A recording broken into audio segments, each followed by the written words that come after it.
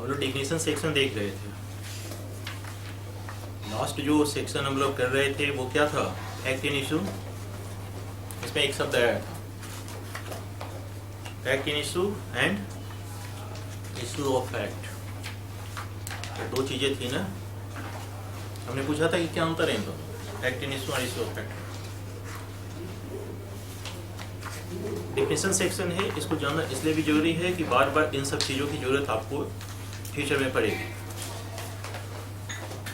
अगर in case आप इन शब्दों से वाकिफ नहीं है या कॉन्सेप्ट क्लियर नहीं है तो बाद में दिक्कत हो जाएगी। इसलिए जो भी कंफ्यूजन है वो अभी ही क्लियर करना चाहिए। क्या अंतर है फैक्ट इन इशू और इशू ऑफ फैक्ट में? आप जहां डेफिनेशन सेक्शन देख रहे हैं वहां फैक्ट इन इशू लिखा हुआ है और कहीं इशू ऑफ फैक्ट भी लिखा हुआ है। पढ़िए पूरा। नहीं लिखा हुआ है तो हम दिखाएंगे कहाँ लिखा है वो। सेकंड पैरा में नहीं लिखा है, लिखा हुआ है। दो शब्द आए ना, fact in issue and issue of fact. हमने क्या डिस्कस किया था? फैक्ट इन इशू किसको कहते हैं?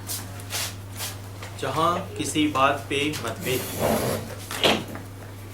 मतलब अगर ये कोई कहता है कि हमने डॉक्यूमेंट एग्जीक्यूट किया था, दूसरा कहता है कि हमने नहीं किया था। इधर से देखिए, आगे आओ इधर से।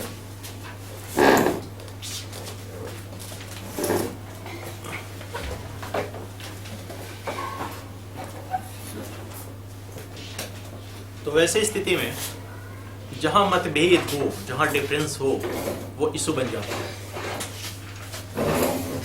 सुनते नहीं है क्या इशू है? क्या मतलब है कि किस बात पे विवाद है? हाँ, एक असर्टेन है, दूसरा डिनाइड है। एक असर्ट कर रहा है, उसको स्वीकार कर रहा है, दूसरा उसको डिनाई कर रहा है। तो वैसे स्थिति में वो फैक्ट इन इशू है। और अगर किसी को कहा जाता है कि तुमने किसी का कत्ल किया, वो कहता है कि नहीं किया। कत्ल करना फैक्ट है, बंदूक से कत्ल करना भी फैक्ट है, बंदूक की गोली फैक्ट है, बंदूक की विस्फोट फैक्ट है, ये सब फैक्ट है। इशू क्या हुआ है कि कत्ल हुआ कि नहीं हुआ? तो क्या कोई मोटिव था, या फिर ऐसा कोई सीन है जिसमें उसको जनरल एक्सेप्शंस का हेल्प मिल सकता है?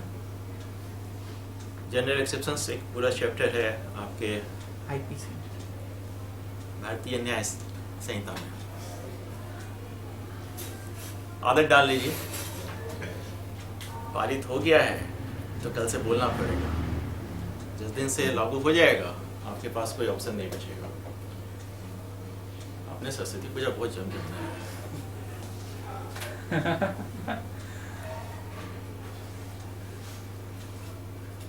देखिए, जो फैक्ट इन इशू है और इशू ऑफ फैक्ट है, उसमें आपको क्या लगता है क्या अंतर होना चाहिए?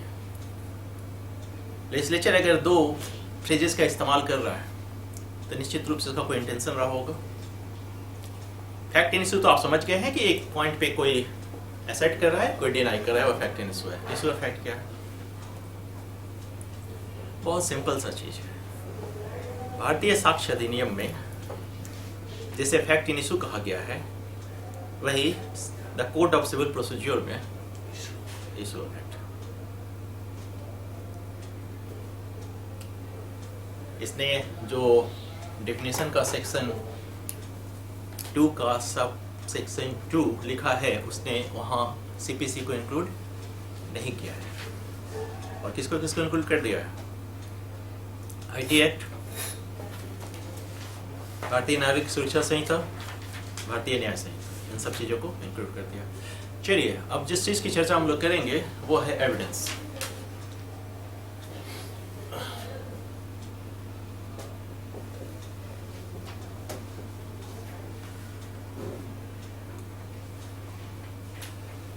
डेफिनेशन सेक्शन में एविडेंस को परिभाषित किया गया है कहाँ? आसान है।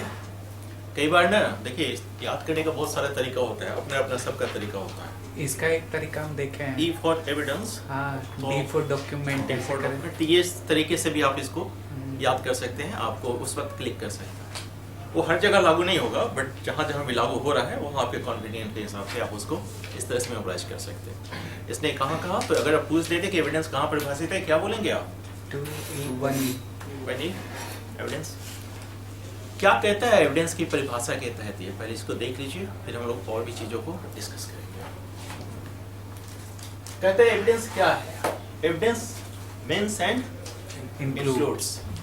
हमने आपको बताया कि जब मीन्स हो तो क्या मतलब है, इंक्लूड्स हो तो क्या मतलब है, और जब दोनों हो तो क्या मतलब है। ये दोनों कह के इसने क्या साबित कर दिया? एग्जॉस्टिव है, ये मीन्स भी है और इंक्लूड्स भी है, और इसने इसको दो पार्ट में बांटा है। पहला ये क्या कहता है कि ऑल स्टेटमेंट्स,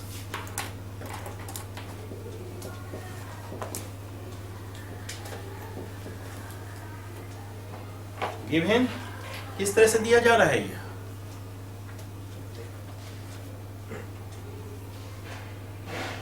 पहला ये स्टेटमेंट है, सभी तरह का स्टेटमेंट किसके द्वारा इंटरप्रिटेशन करना सीख लीजिए, क्योंकि हमने आपको कहा है कि जब आप आगे जाएंगे तो 4,500 एक्ट से पाला पड़ेगा आपको। तो ये जो सीखी हुई कला है वो उस वक्त इस्तेमाल आएगी। ये क्या है, कौन कह रहा है? Witness.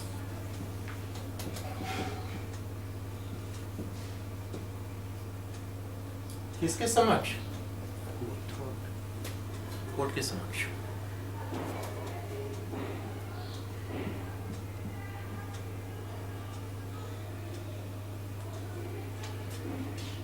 In the relation of किसके?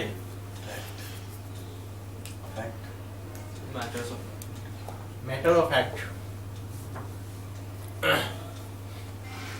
ये स्टेटमेंट किसके रिलेशन में है?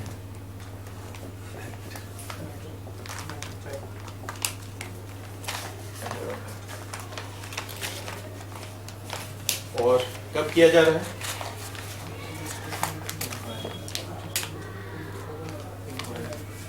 Inquiry, under inquiry.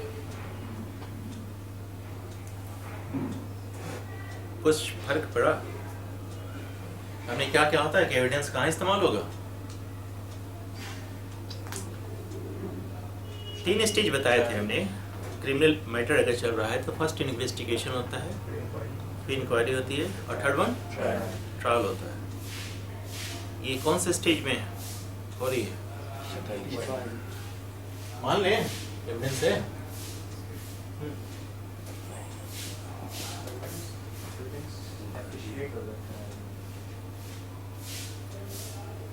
इंक्वायरी, और इसने क्या कहा कि अगर ये सब चीजें हैं तो ये क्या है?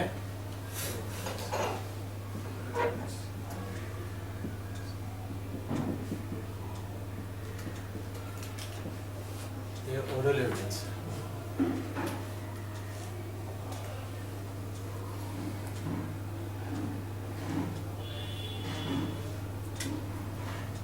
कोर्ट अपने समक्ष जांचाधीन तथ्यों के संबंध में जब किसी साक्षी को कोई स्टेटमेंट करने की अनुमति देता है या अपेक्षा करता है, रिक्वायर्ड और परमिट्स, इन दोनों कंडीशन में ये किस तरीके का एविडेंस होगा?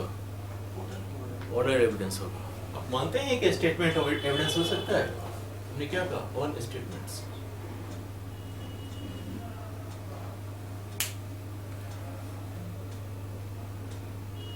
स्टेटमेंट, एलिगेशन, इन सब चीज़ों में फर्क को समझते हैं आप?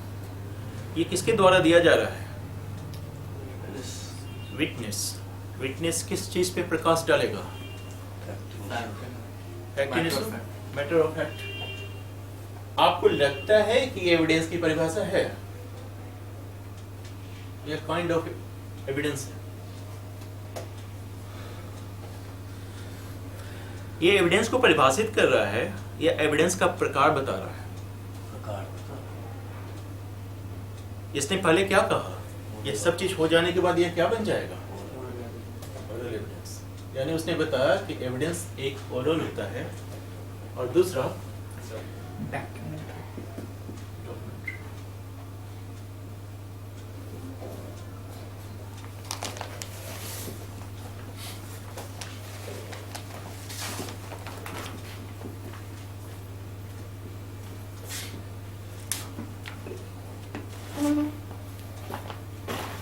डॉक्यूमेंट्री एविडेंस के कंसर्न में इसने क्या कहा कि सारे के सारे डॉक्यूमेंट्स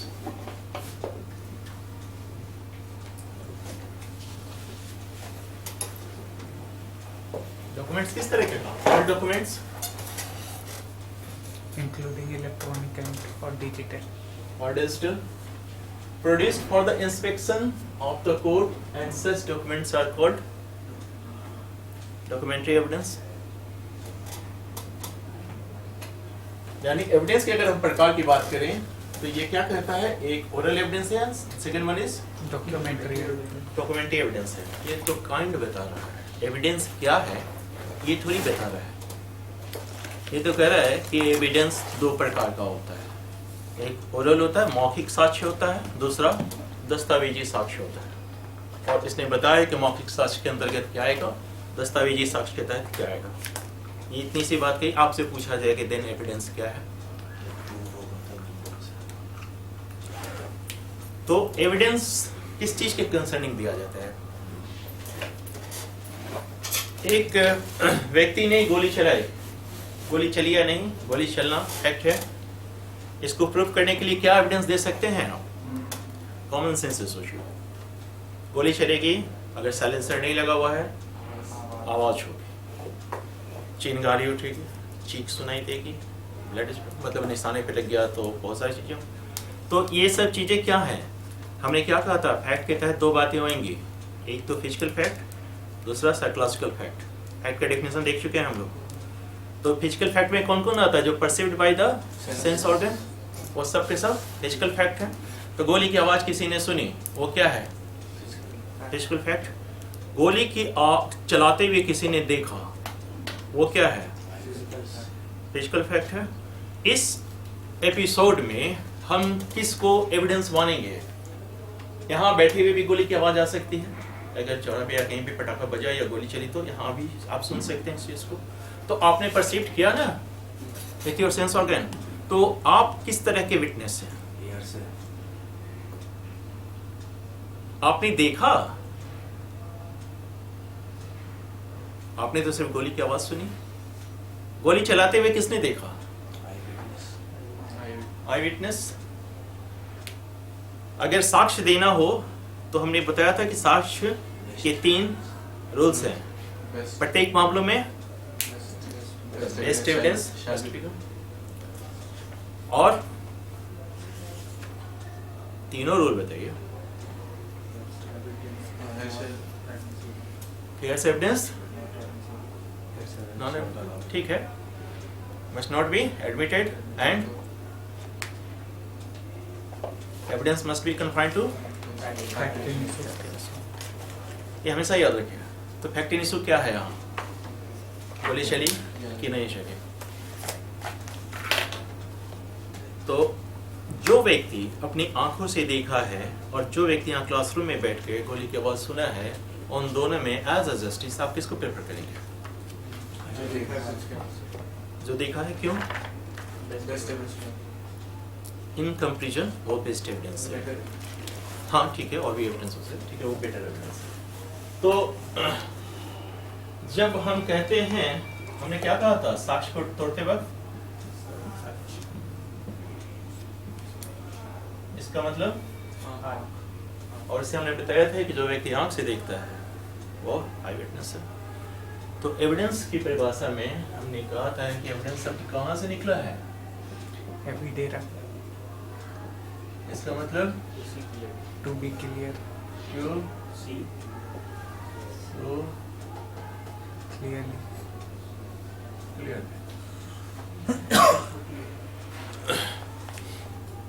यानी जो चीज भी मामले को बिल्कुल स्पष्ट कर देता है वो साक्ष्य। तो सामने ने इसी को कहा है कि जिस फैक्ट में प्रोबेटिव फोर्स हो वो एविडेंस है। The fact possesses the probative force is known as evidence।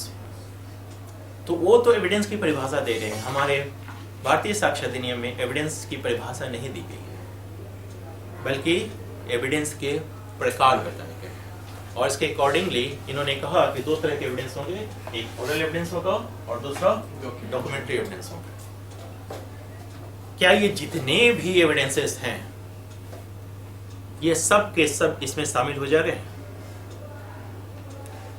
याद कीजिए लास्ट क्लास में हम डिस्कस कर रहे थे रियल एविडेंस की, और वो क्या था कि अगर कोई ब्लड स्पॉटेड क्लॉथ है, खून से सना हुआ कपड़ा है, पिस्तौल है, छुरा है, पेंसिल है जिससे जॉन विक ने हत्या की है, ये सब क्या है? ये सब किस तरह के एविडेंस है? Material evidence. तो मटेरियल एविडेंस को कहाँ रखें? ओरल एविडेंस में रखें फिर डॉक्यूमेंट्री एविडेंस में रखें? क्योंकि तो मटेरियल एविडेंस है। आप देखिए डिफिनेशन में कहां फिट बैठ रहा है।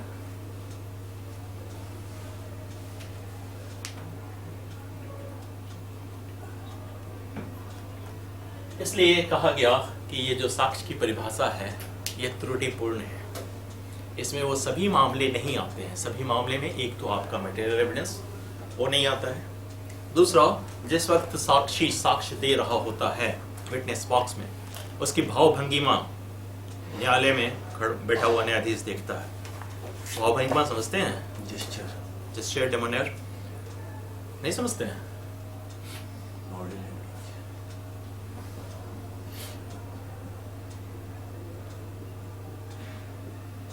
इसको कहते हैं भाव भंगिमा।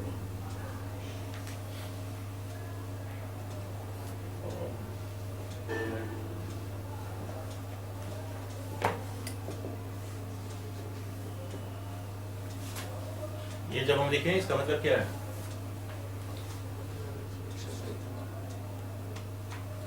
BNSS, यस, भारतीय नागरिक सुरक्षा संहिता। ये इसलिए देखा जाता है कि आप जानते हैं मनुष्य की एक स्वाभाविक प्रवृत्ति है, झूठ बोलते वक्त उसके कुछ भाव इस तरीके से आएंगे चेहरे पे कि वो आप अगर इन प्रैक्टिस में है आप पकड़ लेंगे। अगर तो ये भी रिकॉर्ड की विषय है। इसको हम कहाँ रखें? भाव भंगिमा को। एडमिशन हम लोग देखेंगे, अभी उसको पढ़ना है। कॉन्फेशन, ये सब साक्ष्य की परिभाषा में नहीं आते हैं, लेकिन इसको कहाँ रखें? ओरल एविडेंस में रखें, डॉक्यूमेंट्री एविडेंस में रखें। तो इन्होंने कहा कि ये साक्ष्य की जो परिभाषा, चूंकि साक्ष्य की परिभाषा तो पहली बात उन्होंने दी ही नहीं, इन्होंने साक्ष्य का प्रकार बताया। और दूसरी चीज जो बाकी चीजें हैं, जो दो इनका क्लासिफिकेशन है, एक ओरल एविडेंस का एंड डॉक्यूमेंट्री एविडेंस का, इसमें बहुत सारे ऐसे फैक्ट्स हैं जो नहीं आ पाते हैं। तो ये परिभाषा कैसी है? इनकम्प्लीट है, त्रुटिपूर्ण है। लेकिन तब ये है कि क्या इसको अकेले पढ़ते हैं? इसको किसके साथ पढ़ते हैं? इसको पढ़ते हैं हम लोग प्रूफ के साथ, यानी एविडेंस को जब भी पढ़ा जाएगा उसको प्रूफ के साथ पढ़ेंगे। और क्या परिभाषा थी प्रूफ की? जब न्यायालय अपने समक्ष क्या था वहां? मैटर्स, वहां मैटर्स था, एविडेंस नहीं लिखा हुआ था। पर विचार करने के पश्चात इस निष्कर्ष पे पहुंचता है कि उस तत्व का, उस फैक्ट का अस्तित्व है, या उसे इतना प्रोबेबल मानता है कि कोई भी प्रज्ञावान व्यक्ति वैसे परिस्थिति में इस निष्कर्ष पे पहुंचेगा कि उस तथ्य का, उस फैक्ट का एग्जिस्टेंस है। तो जब वो अपने सामने विचाराधीन जब वो अपने सामने के समक्ष तथ्यों पे विचार करता है तो वहाँ ये सब के सब इंक्लूड हो जाते हैं। हमारा ऑब्जेक्शन कहाँ था? रियल एविडेंस, मटेरियल एविडेंस, डेमोनियर, क्योंकि वो आपके सामने ही तो है। उन सभी चीज़ों को जब शामिल करते हैं तो वैसे स्थिति में ये परिभाषा अपने आप में कंप्लीट हो जाती है। यहाँ तक क्लियर?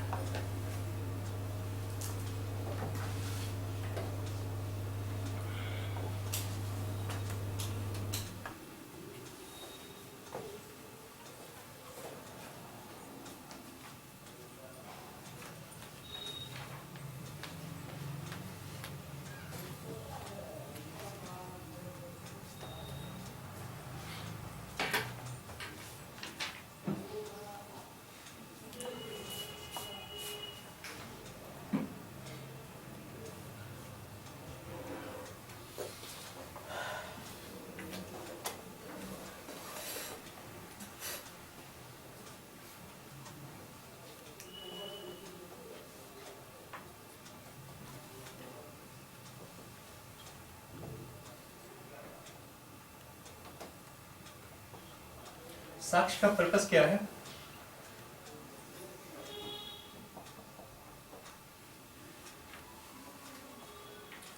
एविडेंस का क्या पर्पस है? फैक्ट को एस्टेब्लिश करना। क्योंकि प्रत्येक चीज फैक्ट है। प्रत्येक चीज मतलब फिजिकल फैक्ट और साइकोलॉजिकल फैक्ट, इन दोनों चीजों को आपको कोर्ट में एस्टेब्लिश करना होता है अपने मामले, अपने पक्ष में निर्णय लेने के लिए। तो इसका पर्पस तो वही है। तो अगर हम कोई एविडेंस चोरी करके लाते हैं, क्या वो एडमिसिबल है?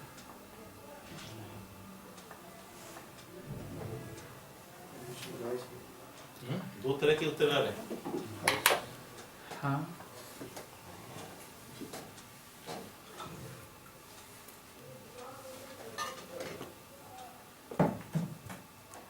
हाँ ना करने से काम नहीं चलता है, रीजन बताना होता है। कोर्ट को यही नहीं देखना है कि चोरी करके आया कैसे आया, उसको एविडेंस चाहिए। अच्छा, तो कोर्ट चोरी को इनकरेज करेगा? एविडेंस चोरी करके मतलब क्या? कोई पब्लिक डॉक्यूमेंट है, जब तक कि वो अलाउ नहीं करेगा आप वहाँ से चुरा के लाते हैं, हाँ। ऐसा एडमिशन होगा। Is a custodian of public document. वो पर उस पर अलग चार्ज लग जाएगा। किस पे? जो चोरी का या किया उस चीज़ पर। चार्ज लगना अलग इशू है। हमने पूछा कि क्या वो उस तरह का एविडेंस एडमिसिबल है, उसका कॉन्सिक्वेंसेस क्या होगा, उस पे हम नहीं जा रहे हैं। प्रश्न सिर्फ इतना ही है कि अगर हम किसी भी एविडेंस को जो हमारे फेवर में है चोरी करके प्रस्तुत करते हैं कोर्ट में, तो क्या ये एडमिसिबल है? हाँ sir. It depends upon court sometimes. नहीं, ऐसा तो कुछ नहीं होगा कि हमने क्या कहा कि कोर्ट का मतलब ये थोड़ी है कि जस्टिस या मजिस्ट्रेट के ऊपर आर्बिट्रेटरी पावर है, जो कुछ भी करेगा according to provision of law करेगा। जुडिशियल सर्विसेज प्रोटेक्शन एक्ट हर वक्त थोड़ी काम करता है। जब तक कि वो गुड फेथ में काम कर रहा है तभी तक वो प्रोटेक्टेड है, वरना 197 पुराने वाले सीआरपीसी में व्यवस्था है ना कि मजिस्ट्रेट और जज के ऊपर भी प्रोसिक्यूशन चलेगा। आप लोग नहीं चलाते हैं अलग बात है, कानून से ऊपर कोई नहीं है, इतना मान लीजिए। आप बताइए कि क्यों मतलब पहले उत्तर ये दीजिए कि वो एडमिसिबल है कि नहीं है। नहीं है सर। दो तरह के आंसर हैं, है भी और नहीं भी। तो तीसरा आंसर तो कुछ हो नहीं सकता है ना, नॉट प्रूफ वाली बात तो है नहीं। Proved, disproved and not proved. Not proved का कॉन्सेप्ट क्लियर है ना? क्या है नॉट प्रूव्ड? आपने सर हिलाया तो हमने पूछा, क्योंकि सबसे कंफ्यूजिंग कॉन्सेप्ट वही था। जो वो मतलब चलिए कोई बात नहीं, Neither पहले एक proof बात समझ लीजिए। not the Pushpa Devi M Jatia versus झुकेगा। Devi ML Badhwa. Devi Pushpa Devi Pushpa Devi M Jatia versus ML Badhwa. क्या Pushpa Devi versus M Jatia. Repeat कीजिए सर।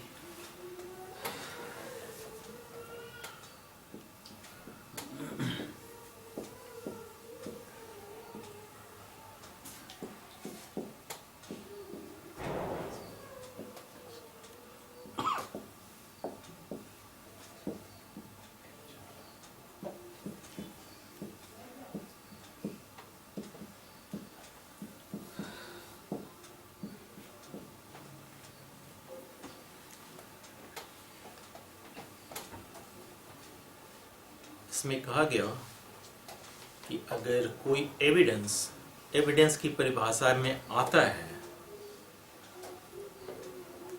तो वो एडमिसिबल है, चाहे वो अनुचित तौर तरीके से ही क्यों ना पेश किया गया हो।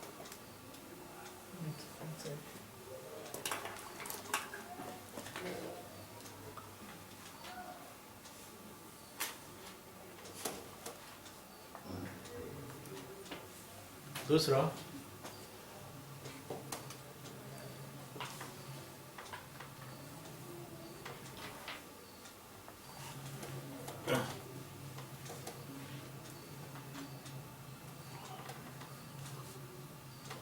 वारेंद्र कुमार घोष, नाम सुने हैं इस वर्सेस एम्परर, किस चीज से रिलेटेड है? Very good.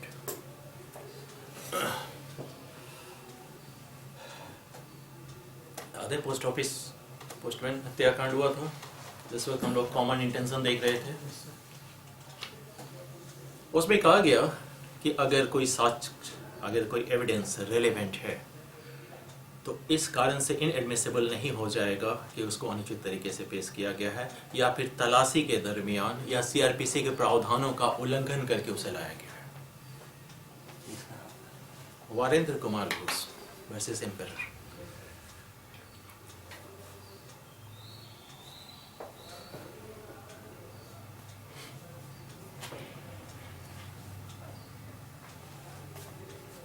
यानी अब कॉन्सेप्ट क्या है? आप चोरी करके लाइए, सीआरपीसी के प्रोविजंस का उल्लंघन करके लाइए। क्या नेसेसिटीज है? सिर्फ दो नेसेसिटीज, एक तो वो साक्ष्य की परिभाषा में आता हो और दूसरा वो रेलेवेंट हो। अगर रेलेवेंट है तो एडमिसिबल है। ये मैटर अब नहीं रखता है कि आपने उसे किस तरीके से कोर्ट में प्रस्तुत किया। तब ये एक चीज हो सकती है कि अगर आपने किसी को फैब्रिकेट करने के लिए कोई एविडेंस गढ़ लिया है तो वैसे स्थिति में ये कोर्ट का लायबिलिटी बनता है कि उस चीज को वो देखे। और अगर ऐसी स्थिति है कि अगर उस एविडेंस के बगैर भी काम चल सकता है तब आप उस एविडेंस का हेल्प नहीं लेंगे। इसी में डिसाइड हुआ।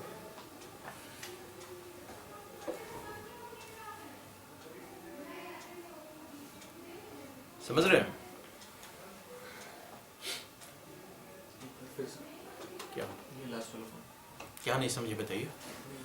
एक चीज तो समझ गए ना कि एडमिसिबिलिटी रेलेवेंसी अभी चूंकि हमने बताया नहीं है आपको, एविडेंस की परिभाषा के बाद जस्ट हम उस पर वो जो छूट गया था एक हमारा रेलेवेंट, उस पर जाएंगे फिर हम देखेंगे। एडमिसिबिलिटी और रेलेवेंसी दोनों अलग अलग चीजें हैं। लेकिन अगर कोई एविडेंस की परिभाषा में आता है, परिभाषा का मतलब या तो ओरल हो या डॉक्यूमेंट्री हो या जिसमें प्रोबेटिव फोर्स हो, अगर इस तरह की कोई बात है और दूसरा वो रेलेवेंट है तो आप उसको जिस तरीके से भी लाए हैं उससे कोर्ट को कोई लेना देना नहीं है। मैटर को वो साबित या ना साबित करने की अपने प्रोबेटिव फोर्स को मेंटेन करना चाहिए उसको। समझ रहे हैं? जहाँ कंफ्यूजन हो बिल्कुल पूछिए। एक चीज बताइए, और जिस वक्त प्रोविजन बन गया, ये तो इनेक्टमेंट है, इससे पहले प्रोविजंस बनता है, वहाँ आपके डिबेट होते हैं, प्रथम वाचन, द्वितीय वाचन, तृतीय वाचन, ये सब समझते हैं। ये लेजिस्लेटिव प्रोसेस है जिस वक्त ये डिबेट चलता है। प्रत्येक प्रोविजंस पे डिबेट होता है, किस पे क्या होना चाहिए क्या नहीं होना चाहिए। और ऐसी स्थिति में जो लोग वहाँ मौजूद हैं, कौन मौजूद रहेंगे? या तो विधायक या फिर सांसद, यही लोग ना मौजूद रहेंगे डिबेट करने के लिए। इनके भाषण क्या एविडेंस है? नहीं है सर। क्यों भाषा नहीं relevant।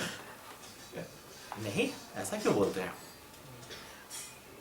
पार्लियामेंट देखिए, पब्लिक में भाषण देना और संसद में भाषण देना और विधानसभा में भाषण देना दोनों अलग चीजें हैं। वो सब ऑन रिकॉर्ड रहता है।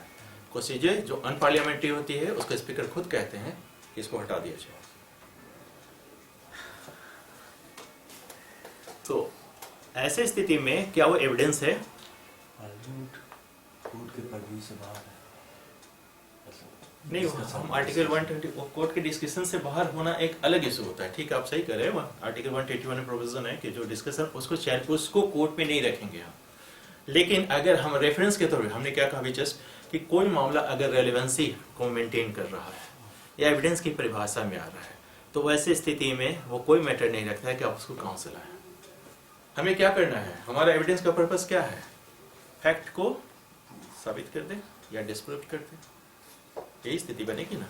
क्योंकि हम फैक्ट को एस्टेब्लिश करेंगे तो निर्णय हमारे पक्ष में होगा। अब बताइए, क्या वो भाषण एविडेंस है?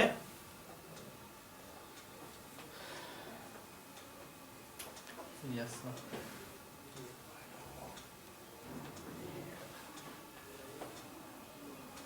क्या कहता है आपका जुडिशियल माइंड?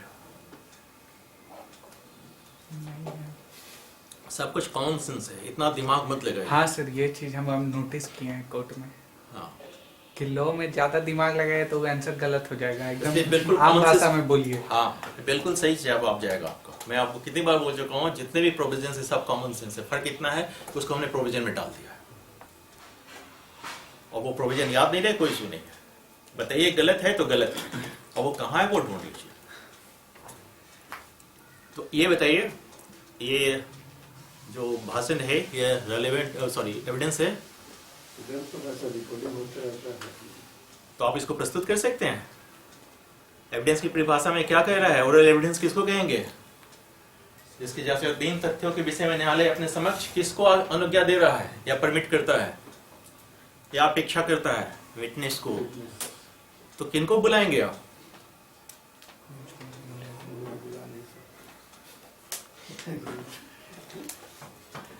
तो ये विटनेस, ये एविडेंस नहीं है। 2 कारण है, बुलाने के लिए तो आप किसी को बुला सकते हैं, ये मत सोचिए कि आप नहीं बुला सकते हैं। आपके पास इतनी पावर है कि जब समन करेंगे तो आना पड़ेगा।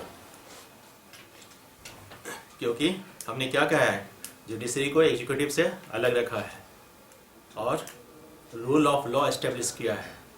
जो हमारा वो बेसिक स्ट्रक्चर ऑफ कॉन्स्टिट्यूशन है उसमें रूल ऑफ लॉ भी है, उससे ऊपर कोई नहीं है। अब ये अलग बात है कि मजिस्ट्रेट राष्ट्रपति को समन कर देता है, आप तो एपिसोड जानते ही। क्योंकि आपको पता है ना, एक प्रोविजन और भी हुआ आर्टिकल 361 जहाँ एग्जेम्प्टेड हैं ये लोग, राष्ट्रपति, राज्यपाल, जब तक वो उस पोस्ट को बिलोंग करते हैं। देखिए इन सब चीज़ों को इसी तरीके से पढ़ते हैं ताकि सबकी रिलेवेंसी बनी रहे। तो एक बात तय है कि इन लोग का जो भाषण है वो एविडेंस नहीं है। ठीक है,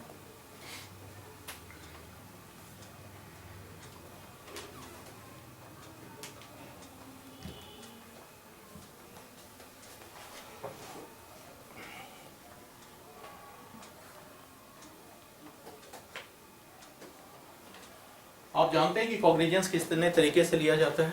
मजिस्ट्रेट खुद भी कॉग्निजेंस ले सकते हैं।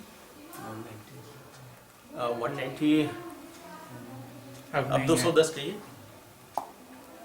190 CRPC 210 भारतीय नागरिक सूची से उसमें मजिस्ट्रेट कॉग्निजेंस लेते हैं। कौन सा प्रोविजन है 210 का?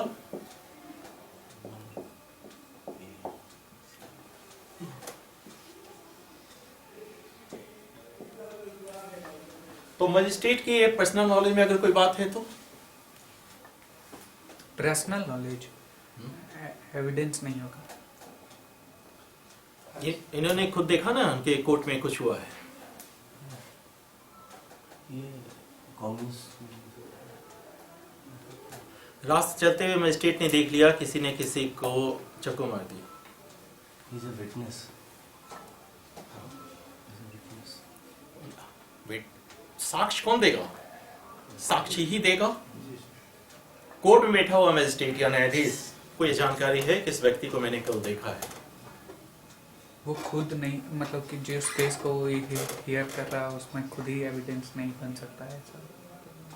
नहीं, मतलब दूसरे कोर्ट को रेफर करें।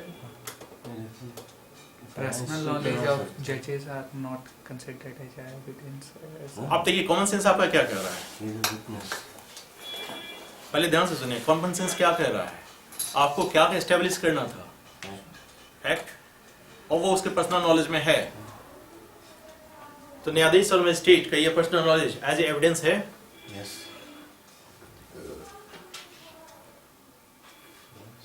ये एविडेंस तब तक नहीं है जब तक कि उसको एज ए विटनेस बॉक्स में नहीं बुलाया जाए। यानी पर्सनल नॉलेज किसी न्यायाधीश या मजिस्ट्रेट का एविडेंस नहीं। कारण जानते हैं? विटनेस बॉक्स में हम बुला के क्या करते हैं उनको? Cross examination. Yes, cross examination. ये जब तक अपॉर्चुनिटी आप नहीं देंगे तो कैसे पता चलेगा? क्रॉस एग्जामिनेशन से क्या चीज हम परखते हैं? ट्रू और फॉल्स। ट्रू और फॉल्स, ये सब चीजें हैं जहां हमें देखना होता है। तो अगर सिर्फ उसके पर्सनल नॉलेज को मान के उसको एविडेंस मान लें तो वो क्रॉस एग्जामिनेशन से एग्जम्प्टेड हो जाएगा, और वैसे स्थिति में उसको एविडेंस स्टेट नहीं करेंगे। इसलिए हम देखिए, जब वो स्टार्ट कर रहे थे तो हमने कहा था कि ऑल स्टेटमेंट्स, क्या सिर्फ स्टेटमेंट एज ए विटनेस है, एविडेंस है? नहीं, जब तक कि उसका उस स्टेटमेंट का क्रॉस एग्जामिनेशन नहीं होता है। सर ये क्वेश्चन इस पर जुडिशरी में पूछा। सर अपॉर्चुनिटी नहीं दी जाता है।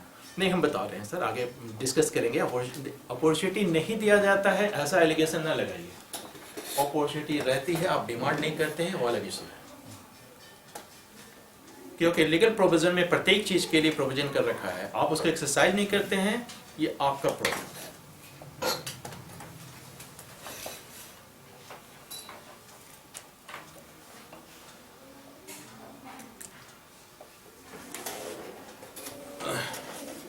क्या करें?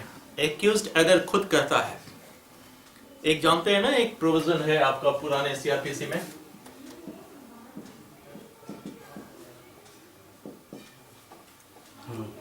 स्टेटमेंट 313। अभी क्या हो गया?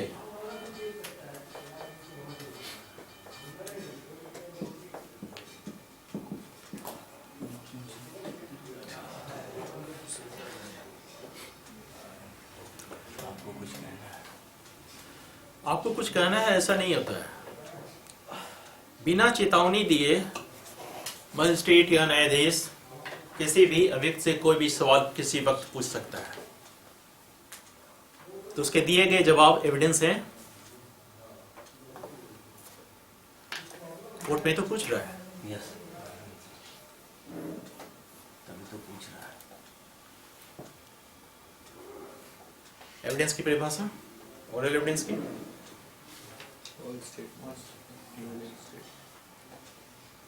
आगे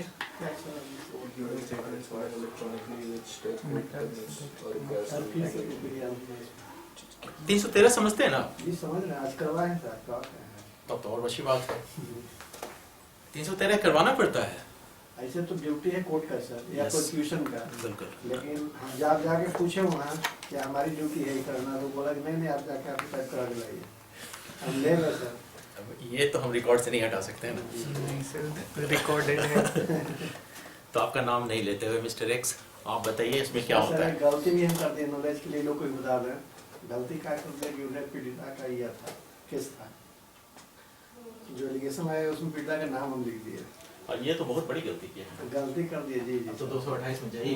कोर्ट बोला कि ये साहब आपका कितना फाइन करें, फाइन करें कर लो, अच्छा लगता है, उसे लगता है कर लो सर, ये गलती हम कर दिए। अच्छा चलिए, हम पहले ये बताइए कि इसमें एक प्रक्रिया क्या है। कोर्ट जो एक्यूज्ड है, जिस पे अभियोग लगा हुआ है, उससे बिना किसी तैयार हुए कोई भी सवाल पूछ सकता है? ये अनौथ होता है? नहीं, अनौथ नहीं होता। नहीं होता है। इसका क्रॉस एग्जामिनेशन होता है? नहीं, नहीं होता है। तो एविडेंस है। यस। तो है सर, लेकिन और अन्य साक्ष्य से इसको कोलैबोरेट किया है। जितना पूछे बस उतने जवाब दीजिए, नहीं तो कन्फ्यूज कर जाइएगा। जब आप खुद ही कह रहे हैं कि इसका क्रॉस एग्जामिनेशन नहीं होता है, ये ओथ पे नहीं होता है, एविडेंस कैसे हो गया ये? Person sitting in judicial proceeding asking something relevant. वो एक अलग इशू है। फिर हम बार बार एक चीज को कहेंगे, अभी थोड़ी देर बाद फिर उसी चीज को रिपीट करेंगे कि हम जो समझते हैं, देखिए हमने लास्ट टाइम आपको कहा था एफिडेविट के बारे में कि भारतीय साक्ष्य अधिनियम एफिडेविट पे लागू नहीं होता है और उसका एविडेंस होना एक अलग इशू है। तो ये प्रोसेस एक अलग मैटर है और इसका एविडेंस होना एक अलग मैटर है।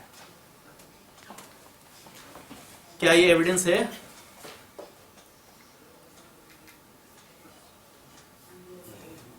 नहीं है, एकदम कॉन्सेप्ट करके नहीं है, ये प्रक्रिया है। 313 के या 351 के तहत दिया गया अभियुक्त का कथन एविडेंस नहीं है। करने का पर्पस क्या है? हाँ, वो जब हम आपको भारतीय नागरिक सुरक्षा संहिता बताएंगे तब। अभी एविडेंस समझिए। देखिए हम समझते हैं, जहाँ तक ना जो आप लोगों को समझने में कठिनाइयाँ हो रही होंगी उसका कारण ये है कि कई बार हम भारतीय नागरिक सुरक्षा संहिता चल जाते हैं, भारतीय न्याय संहिता पहुंच जाते हैं, कई बार सीपीसी में जंप कर जाते हैं, कई बार उसकी वजह से प्रॉब्लम होती है। तो वो आप बिल्कुल टेंशन मत लीजिए क्योंकि उसकी रेलेवेंसी है। उसके बगैर ही अगर आप सिंपल इसको बेयर एक्ट की तरह पढ़ेंगे तो उतना फ्रूटफुल नहीं रहेगा जब तक कि हम उसको कोलैबोरेट न करें दूसरी जगहों से। ठीक है, ये तो हुआ वो अभियुक्त जिसका बयान हुआ जा रहा था। व्हाट अबाउट कोई एक्यूज्ड? कोई एक्यूज्ड का बयान क्या एविडेंस है?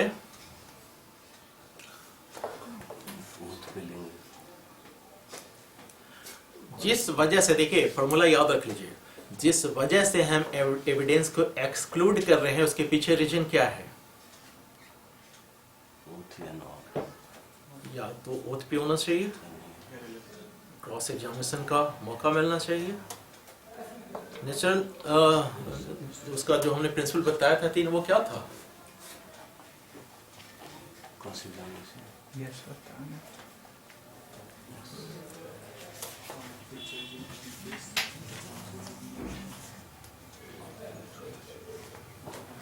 कोई एक्यूज्ड कौन है पहले ये बताइए।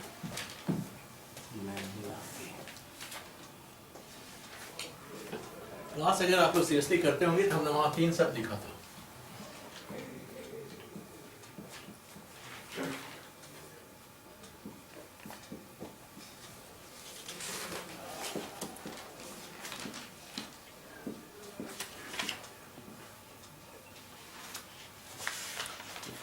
Co-accused, accomplice and approver।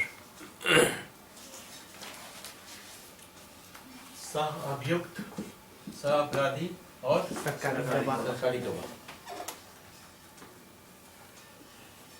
इनमें से हमने पूछा है कि क्या co-accused का स्टेटमेंट एविडेंस है?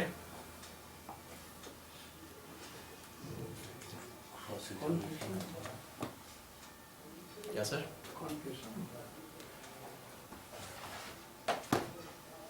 अभी हमने बताया नहीं है, इसलिए आपको अभी कैसे बताया? हमने बताया ना कि कॉन्फेशन की परिभाषा नहीं दी गई है। कॉन्फेशन क्या है?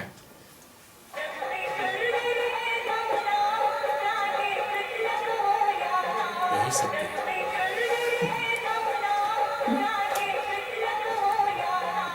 कुछ नहीं समझ में आया तो कहा राम राम। ये बताइए, को एक्यूज्ड कॉन्फेशन करेगा क्यों?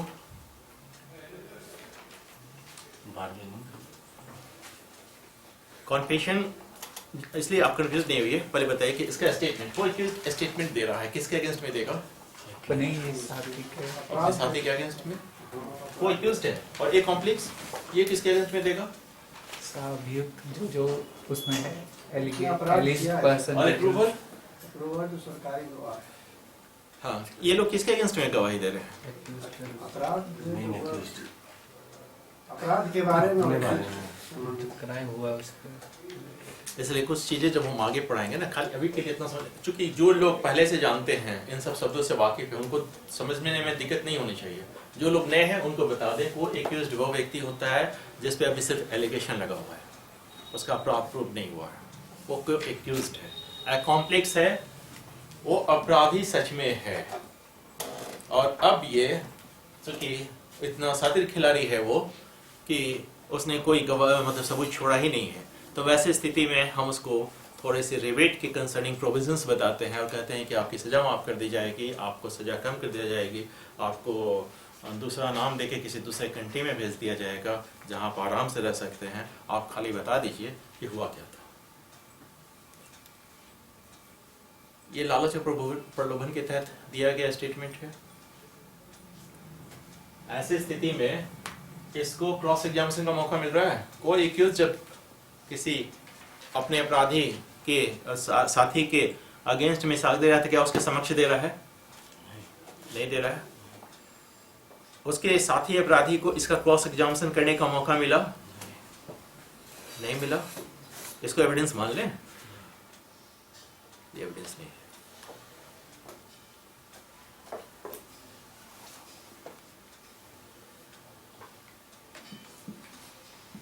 अप्रूवर, क्योंकि अप्रूवर तो तब होगा जब सरकारी गवाह बनेगा, और जब सरकारी गवाह बनेगा क्रॉस एग्जामिनेशन को गुजरना पड़ेगा। तो इसका स्टेटमेंट क्या है? एविडेंस है।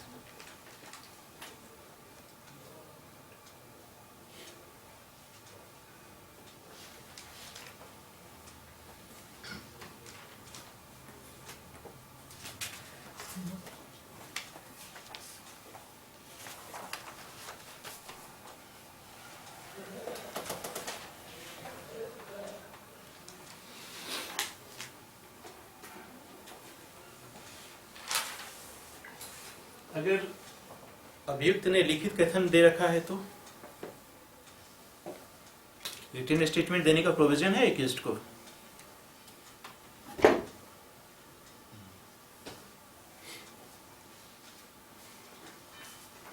रिटन स्टेटमेंट देता है एक्यूज्ड किस प्रोविजन के तहत?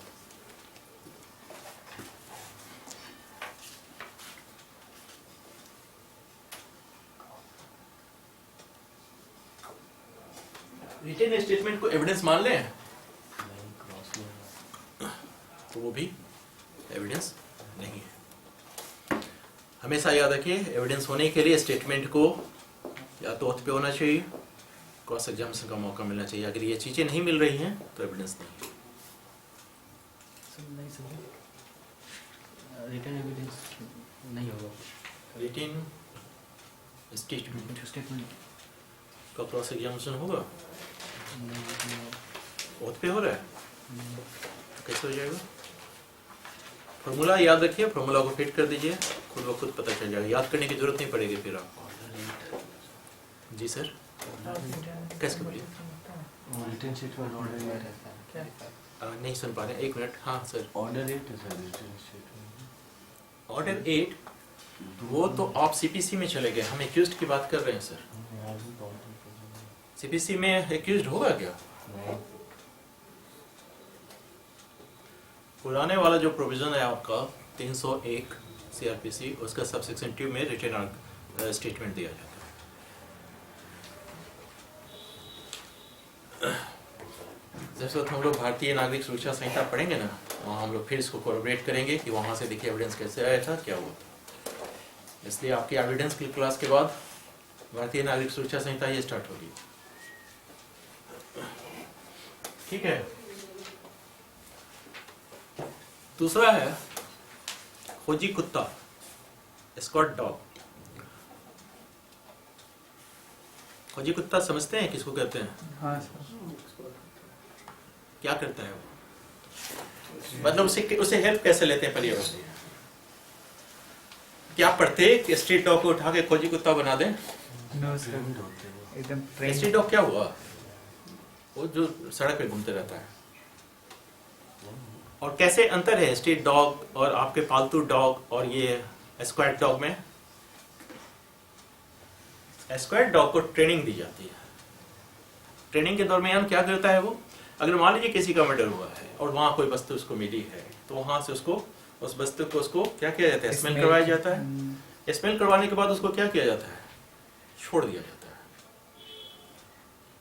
या तो फिर जो आइडेंटिफिकेशन परेड है, जो भी संदिग्ध व्यक्ति है उनको खड़ा किया जाता है, वहाँ स्ट्रीट डॉग मतलब स्क्वाड डॉग को छोड़ते हैं और वो फिर सूंघ के जिसकी तरफ भौंकता है, जिसकी तरफ इशारा करता है, उससे फिर किया जाता है। तो स्क्वायर डॉग क्या कर रहा है? एविडेंस एविडेंस दे रहा है। इसका क्रॉस एग्जामिनेशन कराना बहुत जरूरी है। एविडेंस नहीं है सर। क्यों? एविडेंस तो तब होगा ना जब इसका क्रॉस एग्जामिनेशन होगा, जब इसको ओथ पे इसकी गवाही होगी। तो क्या ये स्क्वायर डॉग जो है आपका, ये इसके द्वारा खोजी गई जितनी भी सामग्री है एविडेंस हैं? सामग्री अलग चीज है सर। सामग्री का क्या मतलब? सामग्री को तो पकड़ा है, सामग्री तो आपके पास था, वो तो खोजा है। Material can be accepted. हाँ, मटेरियल तो एक्सेप्ट है, क्योंकि प्रूव करने के लिए तो न्यायालय अपने समक्ष मटेरियल पे विचार करने के पश्चात वाली बात आती है। तो हम ये पूछ रहे हैं कि एविडेंस होने के लिए तो इसका क्या करें? ये किस तरीके का एविडेंस है? सर्कमस्टेंशियल एविडेंस है। अरे सर, ये बताया नहीं है सर, थोड़ा सा रुकिए। ये एक साइंटिफिक एविडेंस है, वैज्ञानिक साक्ष्य। क्योंकि हम कैसे मान लें कि कुत्ते ने सही तरीके से सूंघा? उसको सर्दी नहीं थी उस वक्त, या जुकाम उसको नहीं हुआ था। ये सब कैसे प्रमाणित करें? देखिए, तो पहली बात ये, Abdul Razzaq versus state of Maharashtra, इसमें डिसाइड हुआ कि वो जो खोजी कुत्ता स्क्वायर डॉग है एक साइंटिफिक एविडेंस है।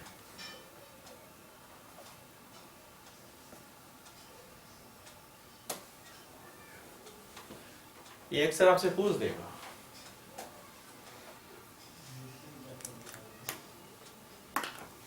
दूसरा, कोई गाइडलाइन तो होगी ना जिसको फॉलो करेंगे तो हम समझेंगे कि इस तरह से पाया गया एविडेंस एक एविडेंस है। क्या खोजी कुत्ता हर वक्त सही डिसीजन पे पहुंचेगा, उससे गलती नहीं होगी? अगर मान लीजिए फर्ज कीजिए हम एक खास किस्म का परफ्यूम लगाते हैं और एक्यूज्ड भी खास किस्म का परफ्यूम लगाता है, मार्केट में तो परफ्यूम डिफरेंट तरीके का, और उसे सुंघाया गया और हम गलती से पकड़े गए, तो ये गलती हुई या नहीं हुई? या हम नहीं अपराध किया, गलती से वो पकड़ा गया, तो इससे गलती हो सकती है। इसमें मानवीय जो कमजोरियां हैं वो हैं, तो इसको एविडेंस के तौर पे लेने के लिए क्या जरूरी है? पहली बात, मकबूल वर्सेस स्टेट ऑफ महाराष्ट्र में इसकी गाइडलाइंस तैयार किया गया। उसमें यह कहा गया sir, Maqbool versus state of Maharashtra कि खोजी कुत्ता का साक्ष्य एक कमजोर प्रकृति का साक्ष्य,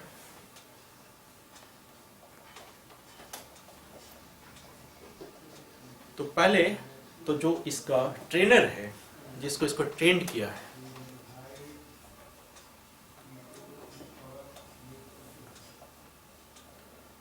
उसकी परीक्षा और क्रॉस एग्जामिनेशन होगी, दोनों होगी, examination cheap and cross examination.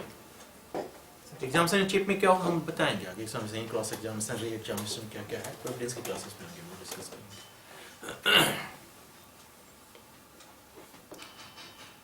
Sir इस वाले कैसे मकबूल वर्सेस स्टेट ऑफ महाराष्ट्र में? हाँ, गाइडलाइन बताया गया, क्या क्या? ये तो लिखा है। मकबूल, यही मकबूल मिर्जापुर वाला सोच। मिर्जापुर सबके दिमाग में छाया हुआ है। सीजन 3 आ गया क्या? आने वाला सर, इसी साल वाह, क्या तुरंत इंस्टेंट रिप्लाई आया है। हाँ? अभी एक आध एविडेंस के सवाल पूछेंगे ना। ठीक है, कोई सुनिए, अच्छा है, कुछ चीजें होनी भी चाहिए, उसको भी रिलेवेंसी देखिएगा, वहाँ रिलेवेंसी कितनी है। क्रॉस एग्जामिनेशन दोनों का, किसका? ट्रेनर का। उसके बाद उसके पूर्व रिकॉर्ड देखे जाएंगे, मतलब उस कुत्ते का पूर्व रिकॉर्ड की उसकी एक्यूरेसी कितनी है, मतलब इससे पहले भी उसको सुंघाया गया होगा, उसने सही आदमी को पकड़ा या नहीं पकड़ा, उसका रिकॉर्ड, और किन परिस्थितियों में ये इसकी जरूरत पड़ी। अब ऐसा फर्ज कीजिए कि एक लेडीज का मर्डर हुआ है, तो निश्चित रूप से अगर वहां कुत्ते को सुंघाया जाएगा तो स्मेल किसका किसका मिलेगा? उस घर के सदस्य का, उसके हस्बैंड का। तो कई बार ऐसा भी होगा कि सुंघाया गया और हस्बैंड को उसने भौंकना शुरू कर दिया, और पता चला कि हस्बैंड तो उस वक्त रांची में था या कहीं और था। तो ये कमजोरियां हैं जो इस वजह से इसको कमजोर तरीके का साक्ष्य कहते हैं। एविडेंस है बट वीक एविडेंस है। यहाँ तक क्लियर है।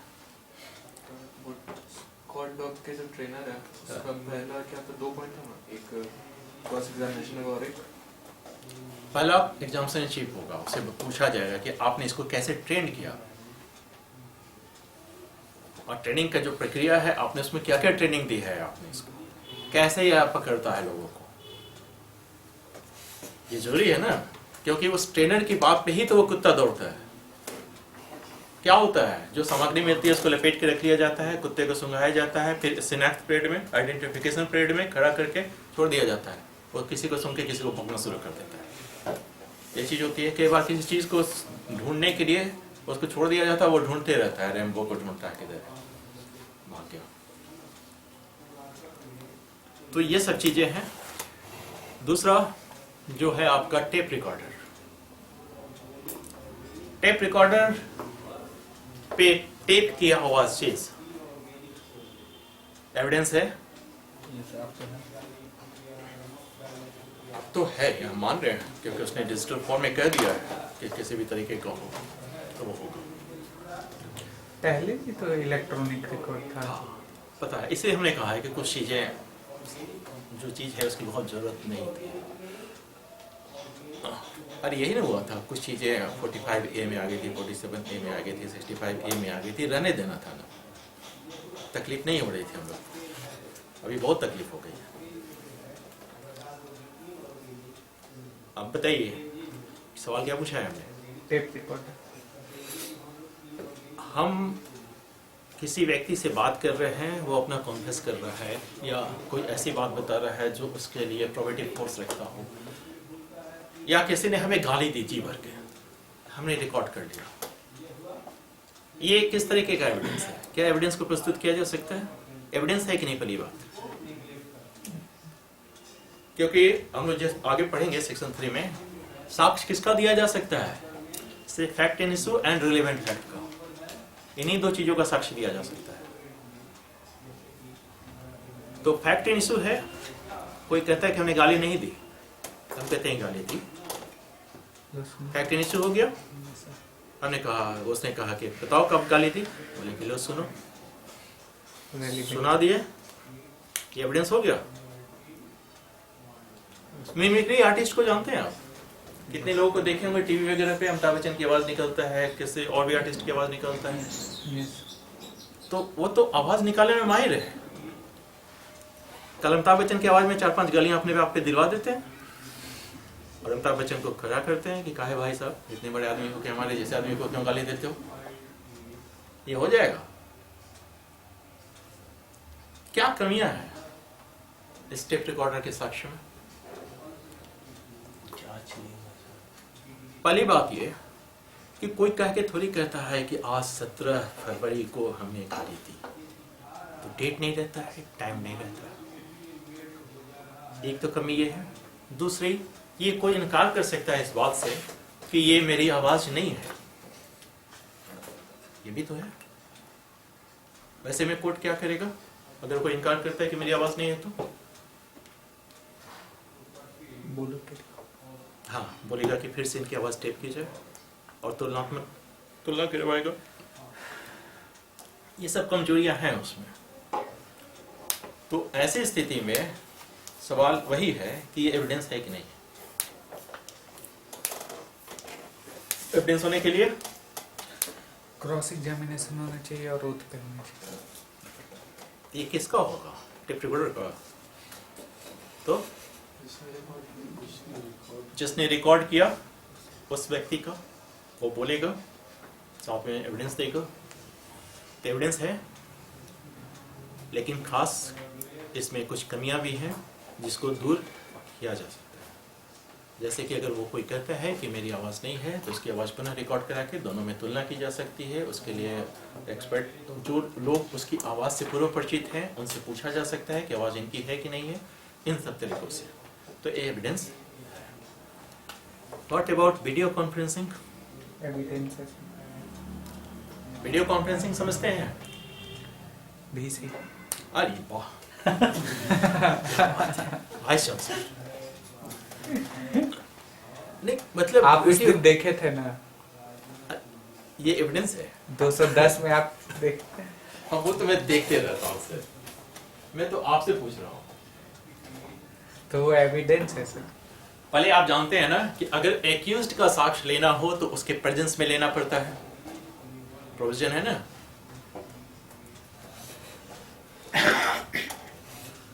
तो वीडियो कॉन्फ्रेंसिंग में एक्यूज्ड का साक्ष्य ले रहे हैं, ये उसके प्रेजेंस में है।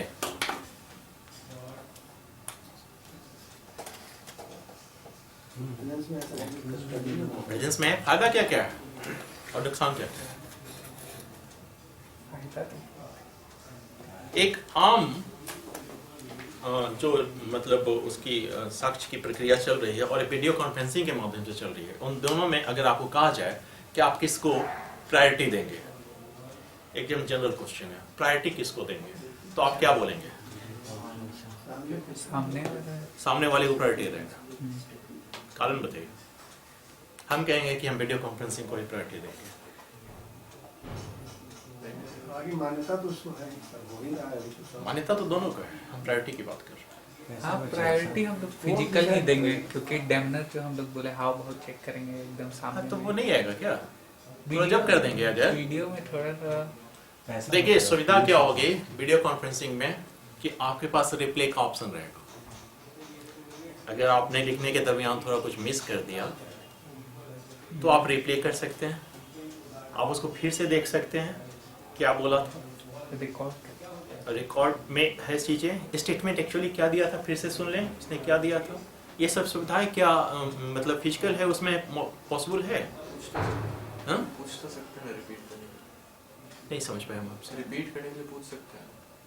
रिपीट करने के लिए किससे पूछ सकते हैं? जब फिजिकली प्रेजेंट। हाँ तो वो तो रिकॉर्ड हो रहा है ना, तो आप ऐसे भी पूछ सकते हैं वीडियो कॉन्फ्रेंसिंग में भी।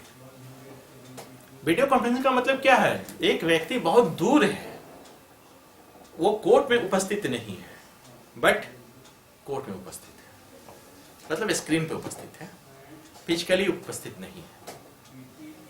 तो वैसे स्थिति में आप उसका जो भी एविडेंस ले रहे हैं, आपके पास सुविधा है कि आप उसको रिकॉर्ड कर रहे हैं, उसके अकॉर्डिंगली आप उसके जो भी स्टेटमेंट्स लिख रहे हैं उस पर अपना विचार बना रहे हैं। ये सब चीजें चल रही हैं साथ साथ।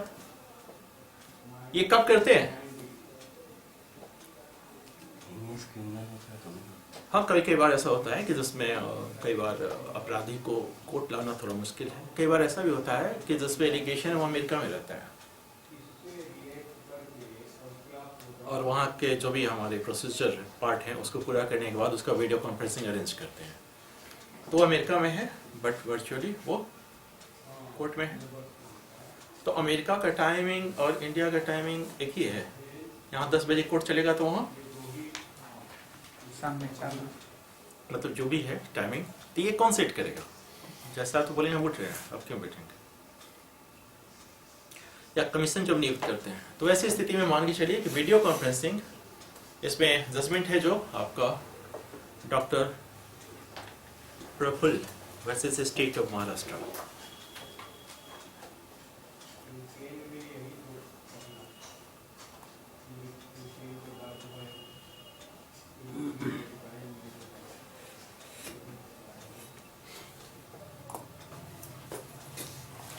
कुछ ऐसे एविडेंसेस हैं जो एविडेंस है ही नहीं।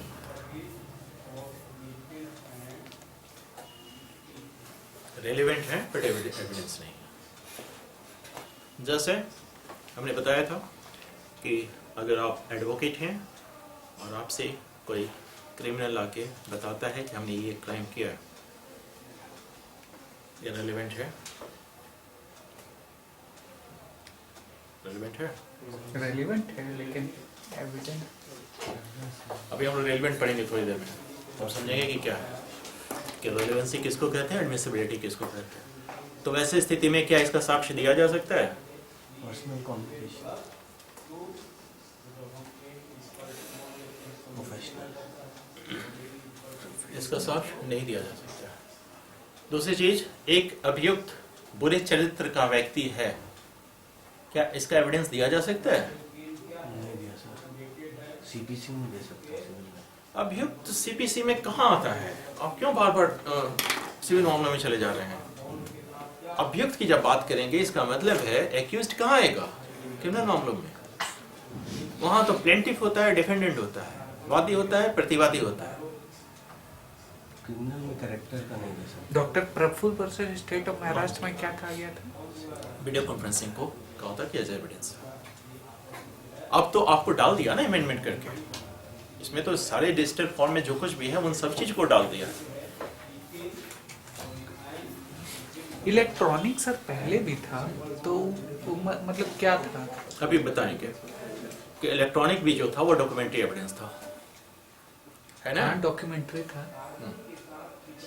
मैं बर्थडे के दिन हुआ था 17 अक्टूबर 2000। क्या हुआ था? आया था इसमें, मतलब याद करने का हम। अच्छा ठीक है, राम जी का बर्थडे आप याद कर लीजिए। ठीक है, 22 जनवरी नहीं, सॉरी 17 अक्टूबर सर, नहीं, 17 अक्टूबर 2000। हम तो उस राम जी की बात कर रहे हैं जो अयोध्या में। हम यहाँ पे ये बोल रहे थे कि इलेक्ट्रॉनिक रिकॉर्ड ऐड हुआ था।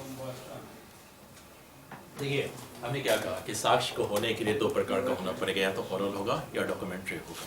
यही होगा, तीसरा तो कोई होगा नहीं। समझ रहे हैं? हम लोग कहाँ थे?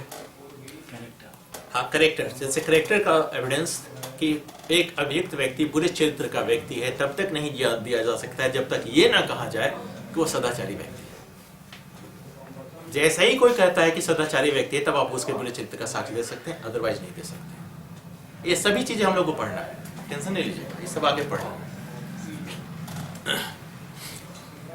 एक तो ये वो, दूसरा वही कि आप ये रिलेवेंट होने के बावजूद कि एक व्यक्ति आपको आके बताता है कि हमने अपराध किया है, आप इस कोर्ट आपको इस तरीके का साक्ष्य देने के लिए कॉम्पेल नहीं कर सकता है।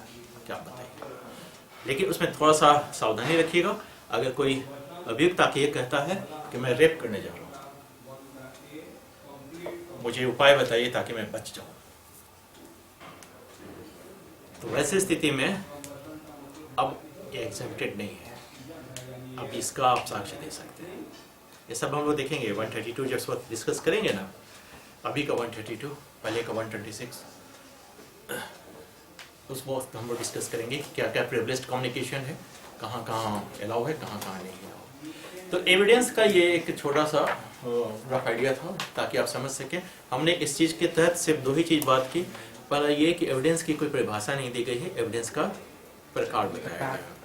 और प्रकार में दो ही तरह के एविडेंस होंगे, या तो ओरल होंगे या डॉक्यूमेंट्री होंगे। अब हम अगर देखते हैं कि एविडेंस कितने तरीके का हो सकता है, काइंड्स ऑफ एविडेंस।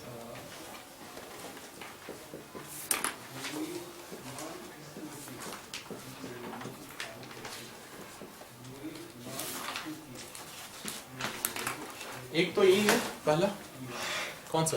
ओरल। इसका दूसरा नाम है लिविंग एविडेंस।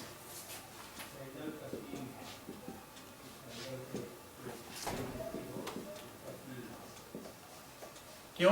क्योंकि ओरल एविडेंस किसके द्वारा दिया जाएगा? ऑर्गेनिज्म के द्वारा, कुत्ता, बिल्ली, गाय, सबके द्वारा नहीं दिया जाएगा। बोलने वाला तोता होगा। मैंने गलत बात नहीं कही है, आपको पता है। एक केस था सर, हाँ, हम बता रहे हैं, जिसमें तोता के गवाही पे कॉन्विक्शन हुआ है। हमको याद है, नाम भूल गए। दूसरा कब बताता हूँ।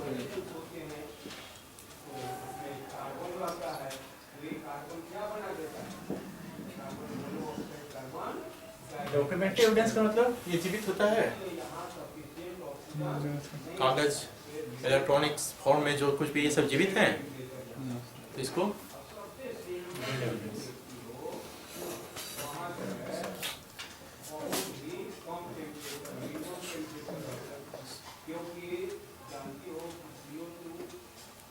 एक है डायरेक्ट एविडेंस।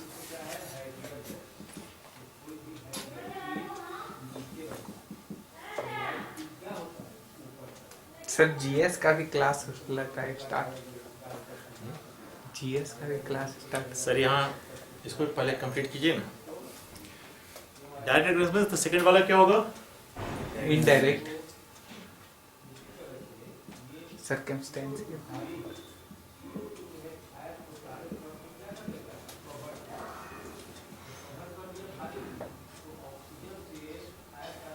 सर्कमस्टेंशियल एविडेंस को लिख दें indirect evidence.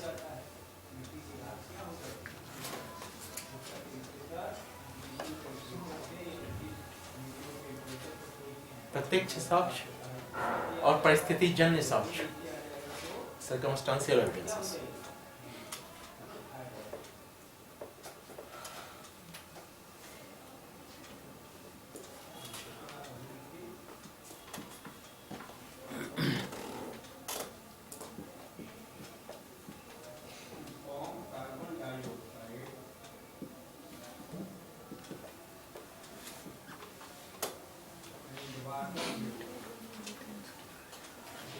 Deemed oral evidence। कोई गूंगा व्यक्ति है जो कटघरे में खड़ा होकर साक्ष्य दे रहा है, कैसे देगा? जेस्चर लिख के देना। अगर वो पढ़ा लिखा है और गूंगा है तो क्या करेगा? लिख के देना। लिख के देगा। दिया किस फॉर्म में? रिटन फॉर्म में। तो ये रिटन फॉर्म का एविडेंस डॉक्यूमेंट्री एविडेंस में जाएगा कि ओरल एविडेंस में जाएगा? ओरल में जाएगा। हमेशा याद रखिए, कंफ्यूज नहीं कीजिएगा। तो ऐसे को डीम्ड ओरल एविडेंस कहते हैं।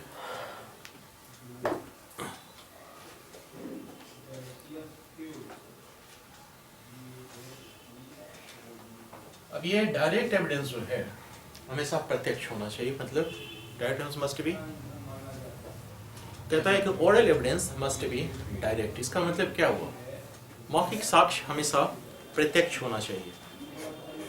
प्रत्यक्ष का मतलब जिन लोगों ने परसीव किया है अपने सेंस ऑर्गन से, सिर्फ उन्हीं लोगों का एविडेंस। अगर किसी ने गोली चलाते हुए देखा है तो जिसने देखा है उसका एविडेंस, जिसने सुना है उसका एविडेंस, जिसने चीख सुनी है, किसी कोई वारदात देखा है, जिसने किसी चीज को महसूस किया है, उन सब का जो परसीव्ड बाय ए पर्सन है वो डायरेक्ट होना चाहिए। Oral evidence must be direct. ये सर्कमस्टेंशियल एविडेंस क्या है? इसको हम लोग ऐसे बोल सकते हैं चेन ऑफ सकता। अब एक एग्जांपल देते हैं हम आपको। आप बताइए, एक घटना है जिसमें एक लड़की रात को, मतलब जब सूर्यास्त हो रहा है, वो कहीं से आ रही है घबराते हुए। ये चलिए थोड़ा देर, ये जा रही किसी, ये जा रही है बी के साथ सूर्यास्त के बाद। दूसरी बार ए अकेले लौट रही है घबराते हुए। तीसरी, ए के वस्त्रों पे ब्लड लगा हुआ है। फोर्थ, ए के पास कुछ आभूषण बरामद होते हैं जो बी का है। और फिफ्थ, ए उस जगह बताती है जहां बी के कुछ सामान बरामद होते हैं।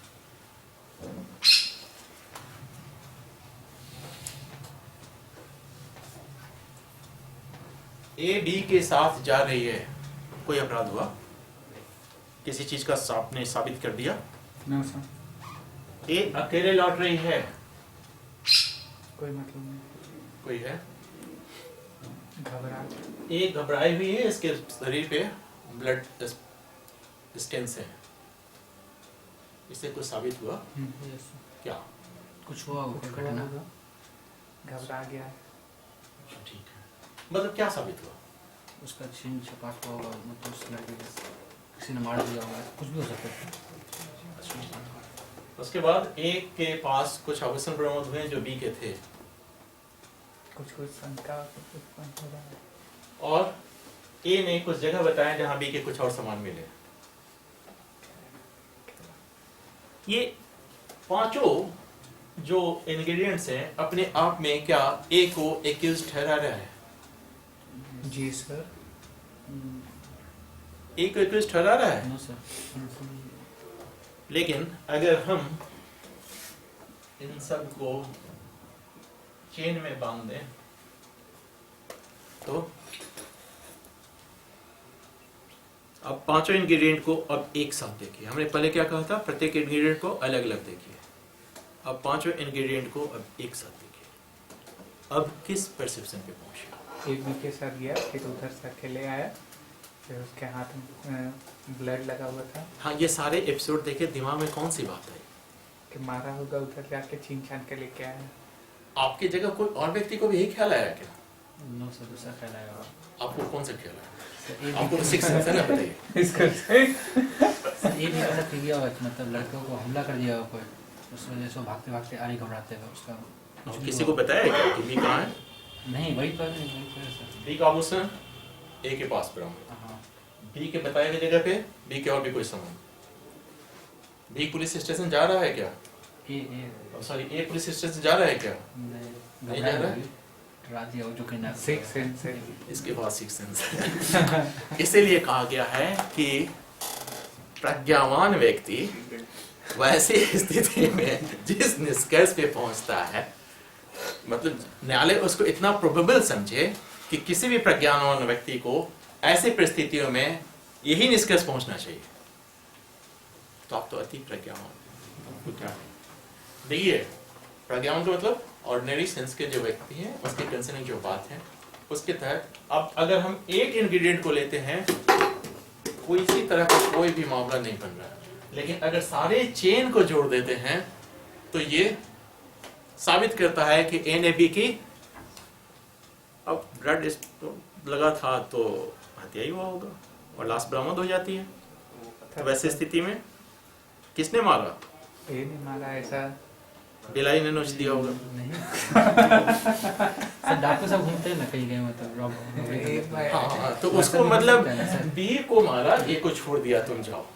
इन केस मतलब हम अभी भी बोले बहुत मेस्मराइज हो गया है। हम बोले एकदम लॉजिक पे बात करो। हाँ, वो तो है, लॉजिक की बात करें तो सर यही भी होगा कि ठीक है,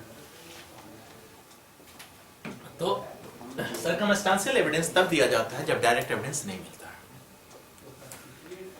जब डायरेक्ट एविडेंस नहीं है तब सर्कमस्टेंशियल एविडेंस का सहारा लेते हैं, क्योंकि इसने कॉन्फेस तो किया नहीं है कि हमने मारा है। अब आप एक बात बताइए, सर्कमस्टेंशियल एविडेंस को डायरेक्ट एविडेंस माने या सेकेंडरी एविडेंस माने? सर ये हाँ, सेकेंडरी एविडेंस ही हम लोग मानेंगे, क्योंकि अभी एक एविडेंस का ग्रुप और बाकी है जिसको कहते हैं primary evidence and secondary evidence. एक तो प्राइमरी एविडेंस और दूसरा सेकेंडरी एविडेंस।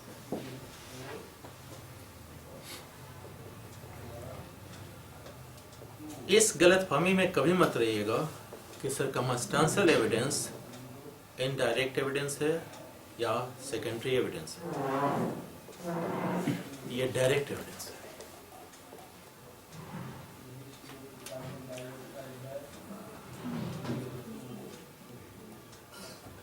कारण समझ लीजिए इसको। हमने क्या कहा, जहाँ डायरेक्ट एविडेंस नहीं मिलता है वहाँ सर्कमस्टेंशियल एविडेंस का हेल्प लेते हैं। ये नहीं कहा कि उसके जगह पे हम ले लेते हैं। सर्कमस्टेंशियल एविडेंस के कंसर्निंग कुछ रूल्स हैं। Suresh versus state of Haryana supreme court, उसने कहा कि सर्कमस्टेंशियल एविडेंस से किसी निष्कर्ष पर पहुंचने के लिए ये जो चेन है, जिसको चेन थ्योरी कह रहे हैं आप, ये चेन कहीं भी ब्रेक नहीं होना चाहिए। माने किसी इसमें का कोई भी एक पार्ट ब्रेक नहीं होना चाहिए। पहली बात ये कि जिस चेन को आप, पहला चेन, दूसरा, तीसरा, चौथा, इस सब को आपको एस्टेब्लिश करना होगा।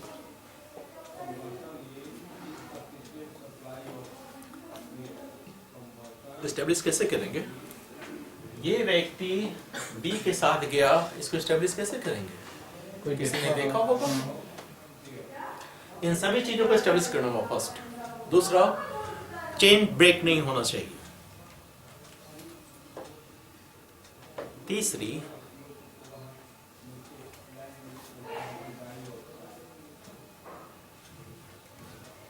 निष्कर्ष प्रत्येक स्थिति में अभियुक्त के दोषी होने का ही कंक्लूजन ड्रॉ करता हो, मतलब ए ही अपराधी है। अपराधी है, कोई और नहीं। अगर दो इन्फ्रेंस निकलते हों, चौथा अपराधी हो भी सकता है, नहीं भी हो सकता है। प्रत्येक रूप से लास्ट में अगर दो निष्कर्ष निकलते हों कि एक हो भी सकता है, नहीं भी हो सकता है, तो बेनिफिट ऑफ डाउट अभियुक्त को मिलेगा। यानी आपका इन्फ्रेंस किधर होगा? नहीं होने पे। क्योंकि फिलॉसफी क्या है? भले ही आधी छूट जाए, एक निर्दोष को सजा नहीं होनी चाहिए। समझ रहे हैं?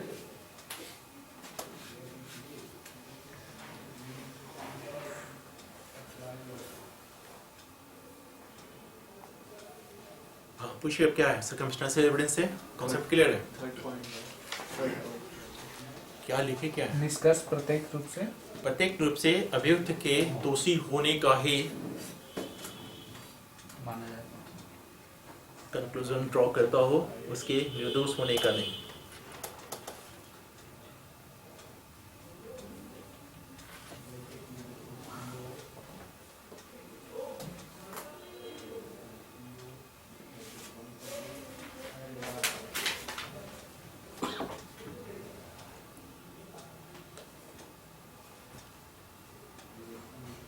क्लियर है?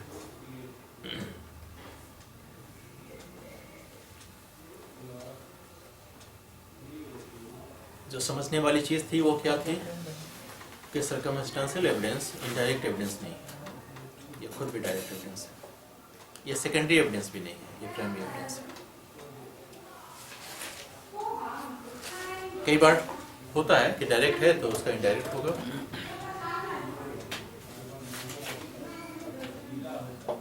और जो चेन रूल है Suresh versus state of Haryana में जो सुप्रीम कोर्ट ने ड्रॉ किया, उसको फॉलो करना होगा। सर हम एक केस पढ़े थे, उसमें शायद हम पढ़े थे कि डायरेक्ट एविडेंस नहीं है, फिएट वर्सेस फोस्टर या कुछ ऐसा। देखिए, हम आपने तो वो भी पढ़ा था जिसमें कहा था कि ऑब्जेक्टिव लॉ नहीं है, तो हम उस पर नहीं जाएंगे सर। सर लिखा हुआ था तो हम क्या बोल सकते हैं? बिल्कुल कुछ नहीं बोल सकते हैं आप, इसलिए तो उसी कन्फ्यूजन को दूर करते हैं कि लिखा हुआ, तो फिर हमने भी आपको दिखाया कि देखिए क्या लिखा हुआ है। हम इस परसेप्शन में कभी नहीं जाएंगे कि किसने क्या बोला, क्या लिखा, क्या समझा। आपको सही उत्तर देना है एग्जामिनेशन में, आप देंगे। एग्जामिनर आपके उत्तर को गलत कर देता है, एग्जामिनर का दोष है, आपका नहीं। बट आपके अंदर वो कॉन्सेप्ट होनी चाहिए जो सही है।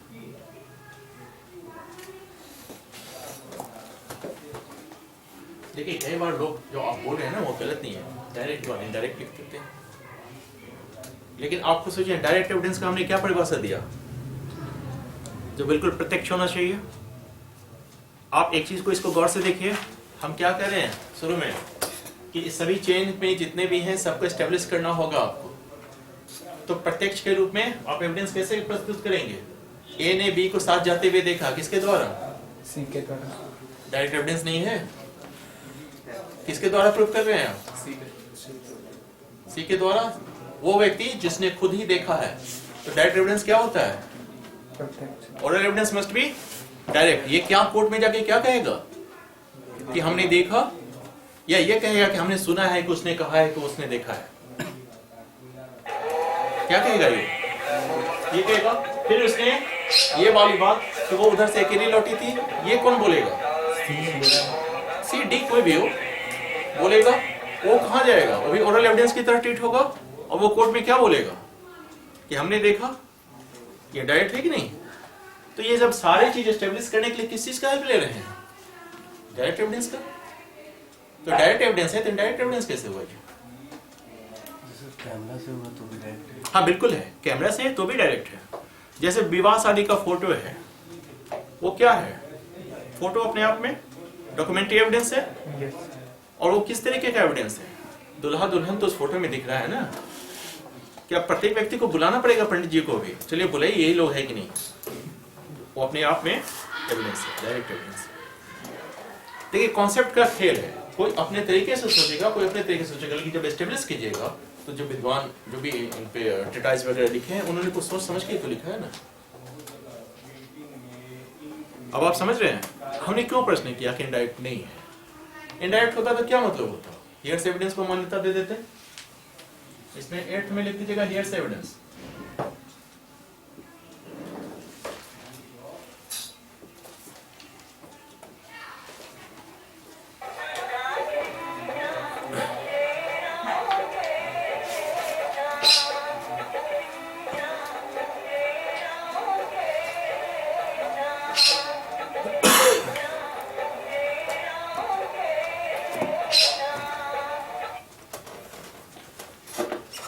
सर्कमस्टेंशियल एविडेंस के लिए चेन थ्योरी हमेशा याद रखिएगा।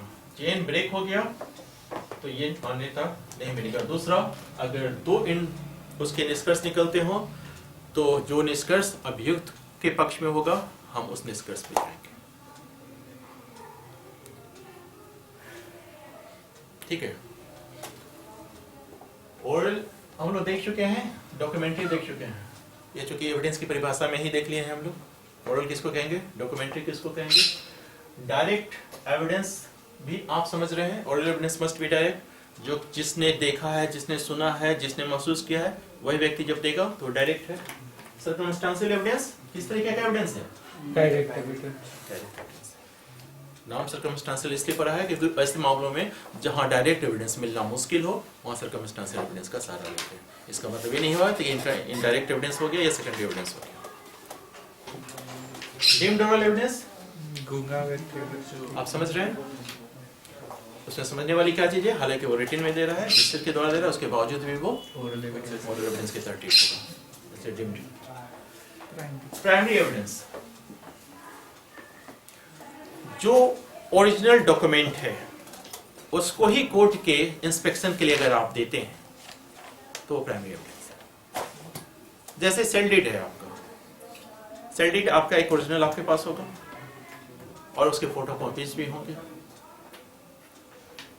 तो जब आप ओरिजिनल ही कोर्ट को प्रोड्यूस कर दे रहे हैं तो वैसी स्थिति वो प्राइमरी एविडेंस है। और उसकी चर्चा हम बाद में भी करेंगे। सेकेंडरी एविडेंस, जब प्राइमरी एविडेंस अवेलेबल नहीं हो वैसे स्थिति में कोर्ट परमिट करता है सेकेंडरी एविडेंस के साथ। जैसे आपको बताना है कोर्ट को कि ताजमहल किसने बनवाया, हम कह रहे ना हमने कल बनवाया था, पैसा नहीं दिया था, मुझे गलत नाम नहीं दिया, तो कोर्ट बोलेगा ताजमहल लेके आइए। ऐसा पॉसिबल है। तो ऐसी स्थिति में अगर मान लीजिए ऐसे सीन बनती है कि उसको लाना या कुछ करना इस तरह का पॉसिबल, तो ऐसी स्थिति में सेकेंडरी एविडेंस, या फिर ऐसी स्थिति में जब प्राइमरी एविडेंस लॉस्ट हो गया, बाढ़ आया, मेरे पास ओरिजिनल डॉक्यूमेंट था, सब दह गया, तो हम क्या करेंगे, इसकी जो फोटो कॉपी है कहीं बच गई है वो हम देंगे। तो पहले हमें क्या प्रूफ करना होगा, प्राइमरी एविडेंस लॉस्ट हो चुका है। तो इस एविडेंस को एडमिसिबल होने के लिए फर्स्ट आपको प्रूफ करना होगा कि प्राइमरी एविडेंस एग्जिस्टेंस में नहीं है, तभी आप, या फिर वैसी स्थिति जहां उसका लाना संभव नहीं है। कार्बन कॉपी क्या होता है? वो भी सेकेंडरी एविडेंस है। हम लोग चर्चा करें प्राइमरी एविडेंस, सेकेंडरी एविडेंस तो पढ़ना ही है। और एक हियर्स एविडेंस, ये तो आप समझ ही रहे हैं कि जिसने खुद नहीं देखा, सुनी सुनाई बात है अगर, तो ये एडमिसिबल है नहीं है। नहीं है सर।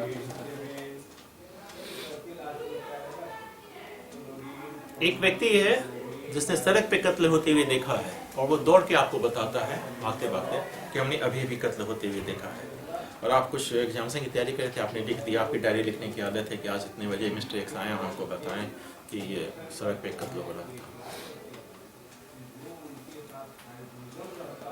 क्या हुआ इस एपिसोड में, अब ये मिस्टर सी हैं जो देने जाएंगे एविडेंस, इनको क्या कहेंगे, हियर्स एविडेंस। इन्होंने सुना था, इनका एडमिशन, इनका ये डायरी में लिखा हुआ एडमिसिबल है।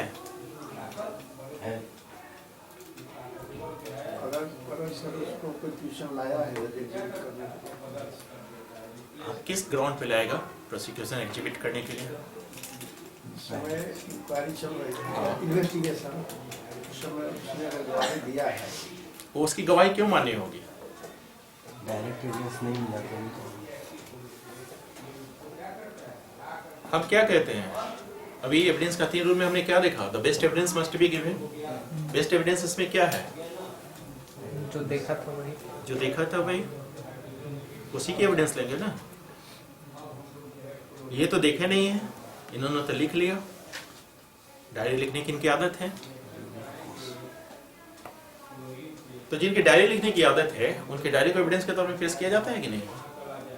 हम लोग आगे क्लास में डिस्कस करेंगे कि कब पेश किया जाता है और कब वो रिलेवेंट है। अगर इन केस हमने क्या कहा कि एविडेंस होने के लिए क्या जरूरी है? Cross examination. ये डायरी लिखने वाले की मृत्यु हो जाती है। अब तो कहाँ बचे? या फिर ये साक्ष्य देने की स्थिति में नहीं है, इनकी मेमोरी लॉस हो गई। तब अल्जाइमर सुने, एक रोग है जिसमें आदमी क्या करता है उसको खुद ही याद नहीं रहता है, भूल जाता है। शॉर्ट टाइम मेमोरी लॉस भी देखे होंगे। कौन सी मूवी थी आमिर खान की? गजनी। गजनी। वो थोड़ी देर में भूल जाता था कि क्या था, सोची लिख के रखता था। तो ये सब चीजें जो है हम लोग डिस्कस किए हैं वो एविडेंस के कंसर्निंग थे। अब हम लोग का जो बच गया है इसमें क्वेश्चन वो है क्या? रेलिवेंट। रेलिवेंट।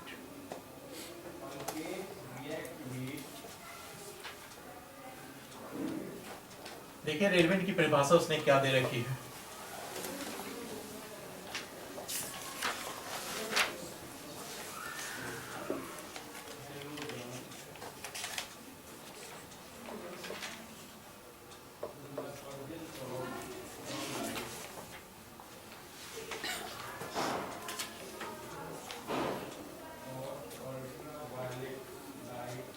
रेलिवेंट की परिभाषा में उसने क्या कहा है?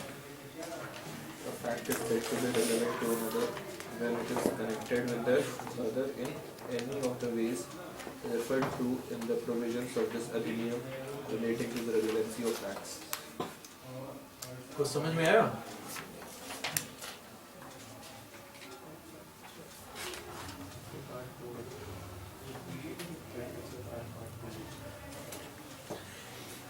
पहली बात, रेलेवेंट होने के लिए 2 फैक्ट होने चाहिए।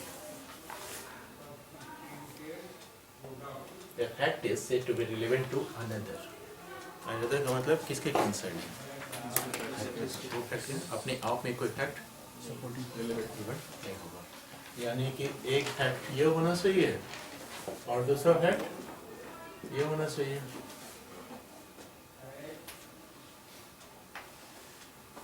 उसने क्या कहा कि कौन रिलेवेंट होगा? जो वो रेलेवेंसी के प्रोविजंस के तहत एक दूसरे से कनेक्टेड होगा। हमारा रेलेवेंसी का प्रोविजन कहाँ से कहाँ तक? 5 से 55 पुराने वाले।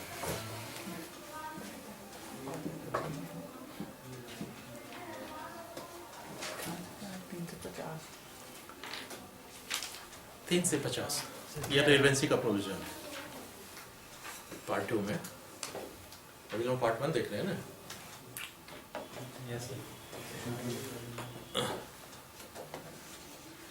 सर हमको एक बहुत बड़ा डाउट है, हम क्या पढ़े सर? हमको हम बता रहे हैं सर। देखिए हमने ये सवाल पर हम चर्चा कर चुके हैं। 25 दिसंबर के बाद अब आपकी मजबूरी है कि आप इसको पढ़िए। सर हम नहीं ये पूछ रहे हैं कि अभी अगर मान लीजिए जुडिशरी का एग्जाम हम उसके कंसर्निंग पे जवाब दे चुके हैं। कारण है इसको फिनिश होने दीजिए, फिर डिस्कस करेंगे। अपना सवाल एक बार उठाइए। मैं छोड़ दी। देखिए आपको दिक्कत इसलिए नहीं है, जो लोग नए हैं उनको दिक्कत बिल्कुल नहीं, क्योंकि उनको यही पढ़ना है। खुश हो गया। क्योंकि हम जहाँ तक मानते हैं कि 5 साल तक तो नहीं रोक के रखेगा। ठीक है आईपीसी को 2 साल तक रखा था, इतना समय तो नहीं लगाएगा। किसी दिन लागू कर दिया तो फिर लागू हो जाएगी। समस्या कहाँ होगी ना, जब वो एग्जामिनर के पास कॉपी जाएगी और उसको पूरा प्रोविजंस यही याद है पुराने वाले, तो बोले क्या लिखा है, ठीक ही लिखा हो।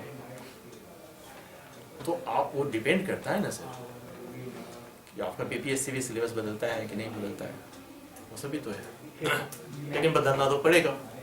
इलेक्शन के बाद आइए, तो ये कहता है कि पहली बात ये कनेक्टिविटी की बात कर रहा है कि एक दूसरे से इस तरीके से कनेक्ट हो, किसके तहत? 3 से 50।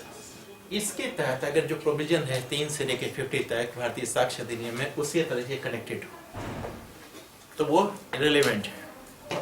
तो पहली बात बोल रहा है कनेक्टिविटी की। कनेक्टिविटी कैसी? लॉजिकल कनेक्टिविटी की लीगल कनेक्टिविटी? दो तरह की कनेक्टिविटी होगी ना, एक तो तर्क से संबंधित कि ऐसा है तो इसको होना ही चाहिए, दूसरा ये कि नहीं तर्क तो अलग इशू है बट लीगली ऐसे हम इसको नहीं रिलेवेंट मान सकते। तो इतना तो तय है कि जो प्रोविजन है 5 से 55 पुराने वाले में और 3 से 50 नए वाले में, ये रिलेवेंसी से कंसर्निंग मैटर है। तो इससे किसी भी तरीके से इसका कनेक्शन हो किसका? एक फैक्ट का दूसरे फैक्ट के साथ, तो वो रेलिवेंट है। रेलिवेंट है तो क्या एडमिसिबल भी है? अब ये दो शब्द आ गए आपके पास, एक तो रेलिवेंसी, दूसरी एडमिसिबिलिटी। रेलिवेंसी मतलब सुसंगतता और एडमिसिबिलिटी ग्राह्यता। तो क्या प्रत्येक रेलिवेंट फैक्ट एडमिसिबल है या जज के डिस्कशन के ऊपर है तो किसको एडमिसिबल करे किसको एडमिसिबल न करे? क्या प्रोविजन है? पहली स्थिति यह है कि आपका एक प्रोविजन है यहाँ पुराने वाले में 136 और नए वाले में 151।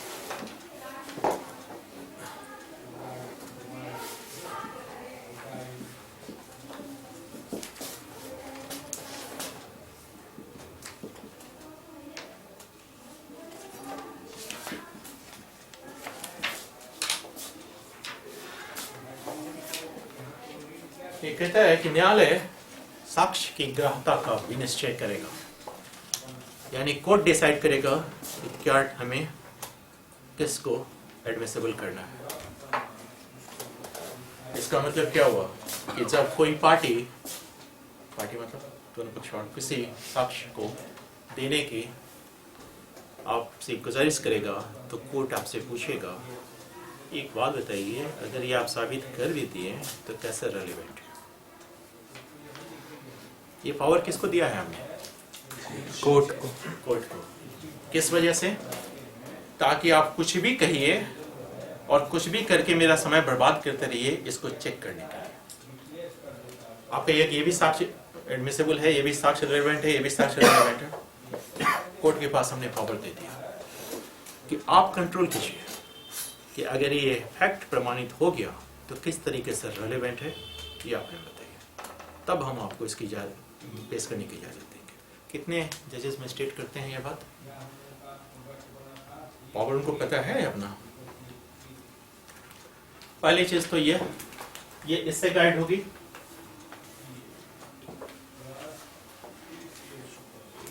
एडमिसिबिलिटी की बात कर रहे हैं क्योंकि हमने कहा कि रिलेवेंसी और एडमिसिबिलिटी दोनों ही पर्यायवाची नहीं है। इसका मतलब ये हुआ कि जो रिलेवेंट है वो एडमिसिबल भी होगा, इसकी गारंटी नहीं है। दूसरी चीज, कुछ फैक्ट ऐसे हैं जो रिलेवेंट हैं बट एडमिसिबल नहीं है।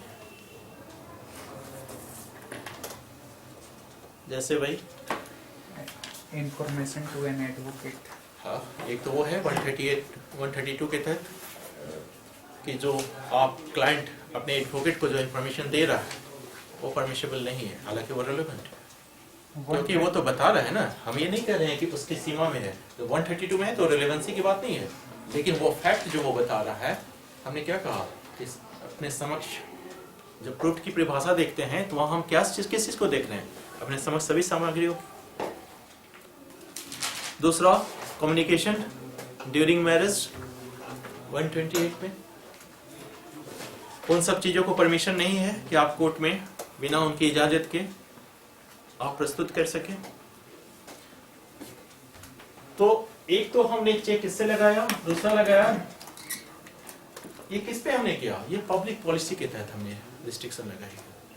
नहीं तो ऐसी स्थिति में कोई भी क्लाइंट आपसे अपनी बात कहेगा ही नहीं, कि आप कहेंगे कोर्ट कल पूछ बैठेगा, आप बता देंगे।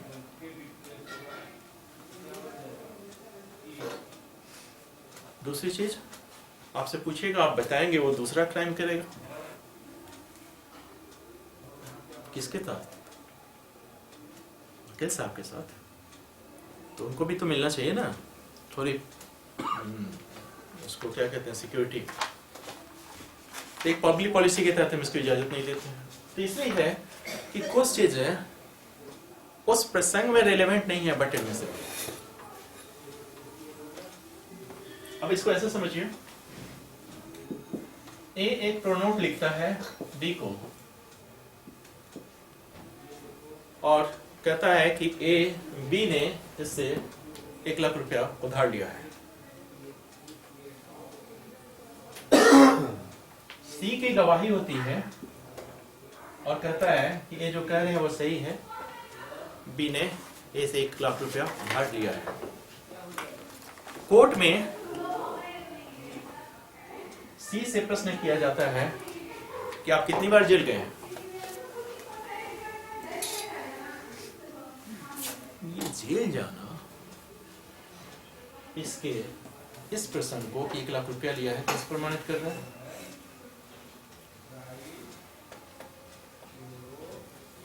बट ये एडमिसिबल है। क्यों? उसका एनसीडी, क्योंकि हम इसके कैरेक्टर को इम्पीच कर रहे हैं कि अगर ये जेल जाते रहता है तो झूठी गवाही भी देता होगा, इसका कैरेक्टर इस तरीके का, तो हम इसके क्रेडिबिलिटी को इम्पीच कर रहे हैं। ये जो साक्षी, ये जो विटनेस है, ये विश्वास के योग्य नहीं। तो हालांकि ये इस मामले में कहीं से भी कोई रिलेवेंसी नहीं थी, लेकिन एडमिसिबल है। यानी हमने क्या देखा कि एक तो एडमिसिबिलिटी का फैसला कौन लेगा? कोर्ट लेगा। दूसरा, कोई जरूरी नहीं है कि सभी जो भी रिलेवेंट फैक्ट हैं वो एडमिसिबल है, और ये भी कोई जरूरी नहीं है कि जो रिलेवेंट फैक्ट नहीं है वो एडमिसिबल नहीं, क्योंकि इस मामले में ये रिलेवेंट फैक्ट नहीं था फिर भी एडमिसिबल था। यहाँ तक क्लियर है? और कोई प्रोविजन बचा है डिफिनेशन सेक्शन में? हाँ सर, 3 में presume, self presume, conclusive too, ये भी डेफिनेशन सेक्शन में, सेक्शन 4 में नहीं है। हमने लास्ट क्लास में नहीं बताया है। कहाँ रहते हैं आप? नहीं सर, मतलब कि हम कब करें, डिस्कशन हो गई है ना? हाँ, कोई बचा है? ठीक है, ये है डेफिनेशन सेक्शन। नेक्स्ट क्लास से हम लोग आगे बढ़ेंगे।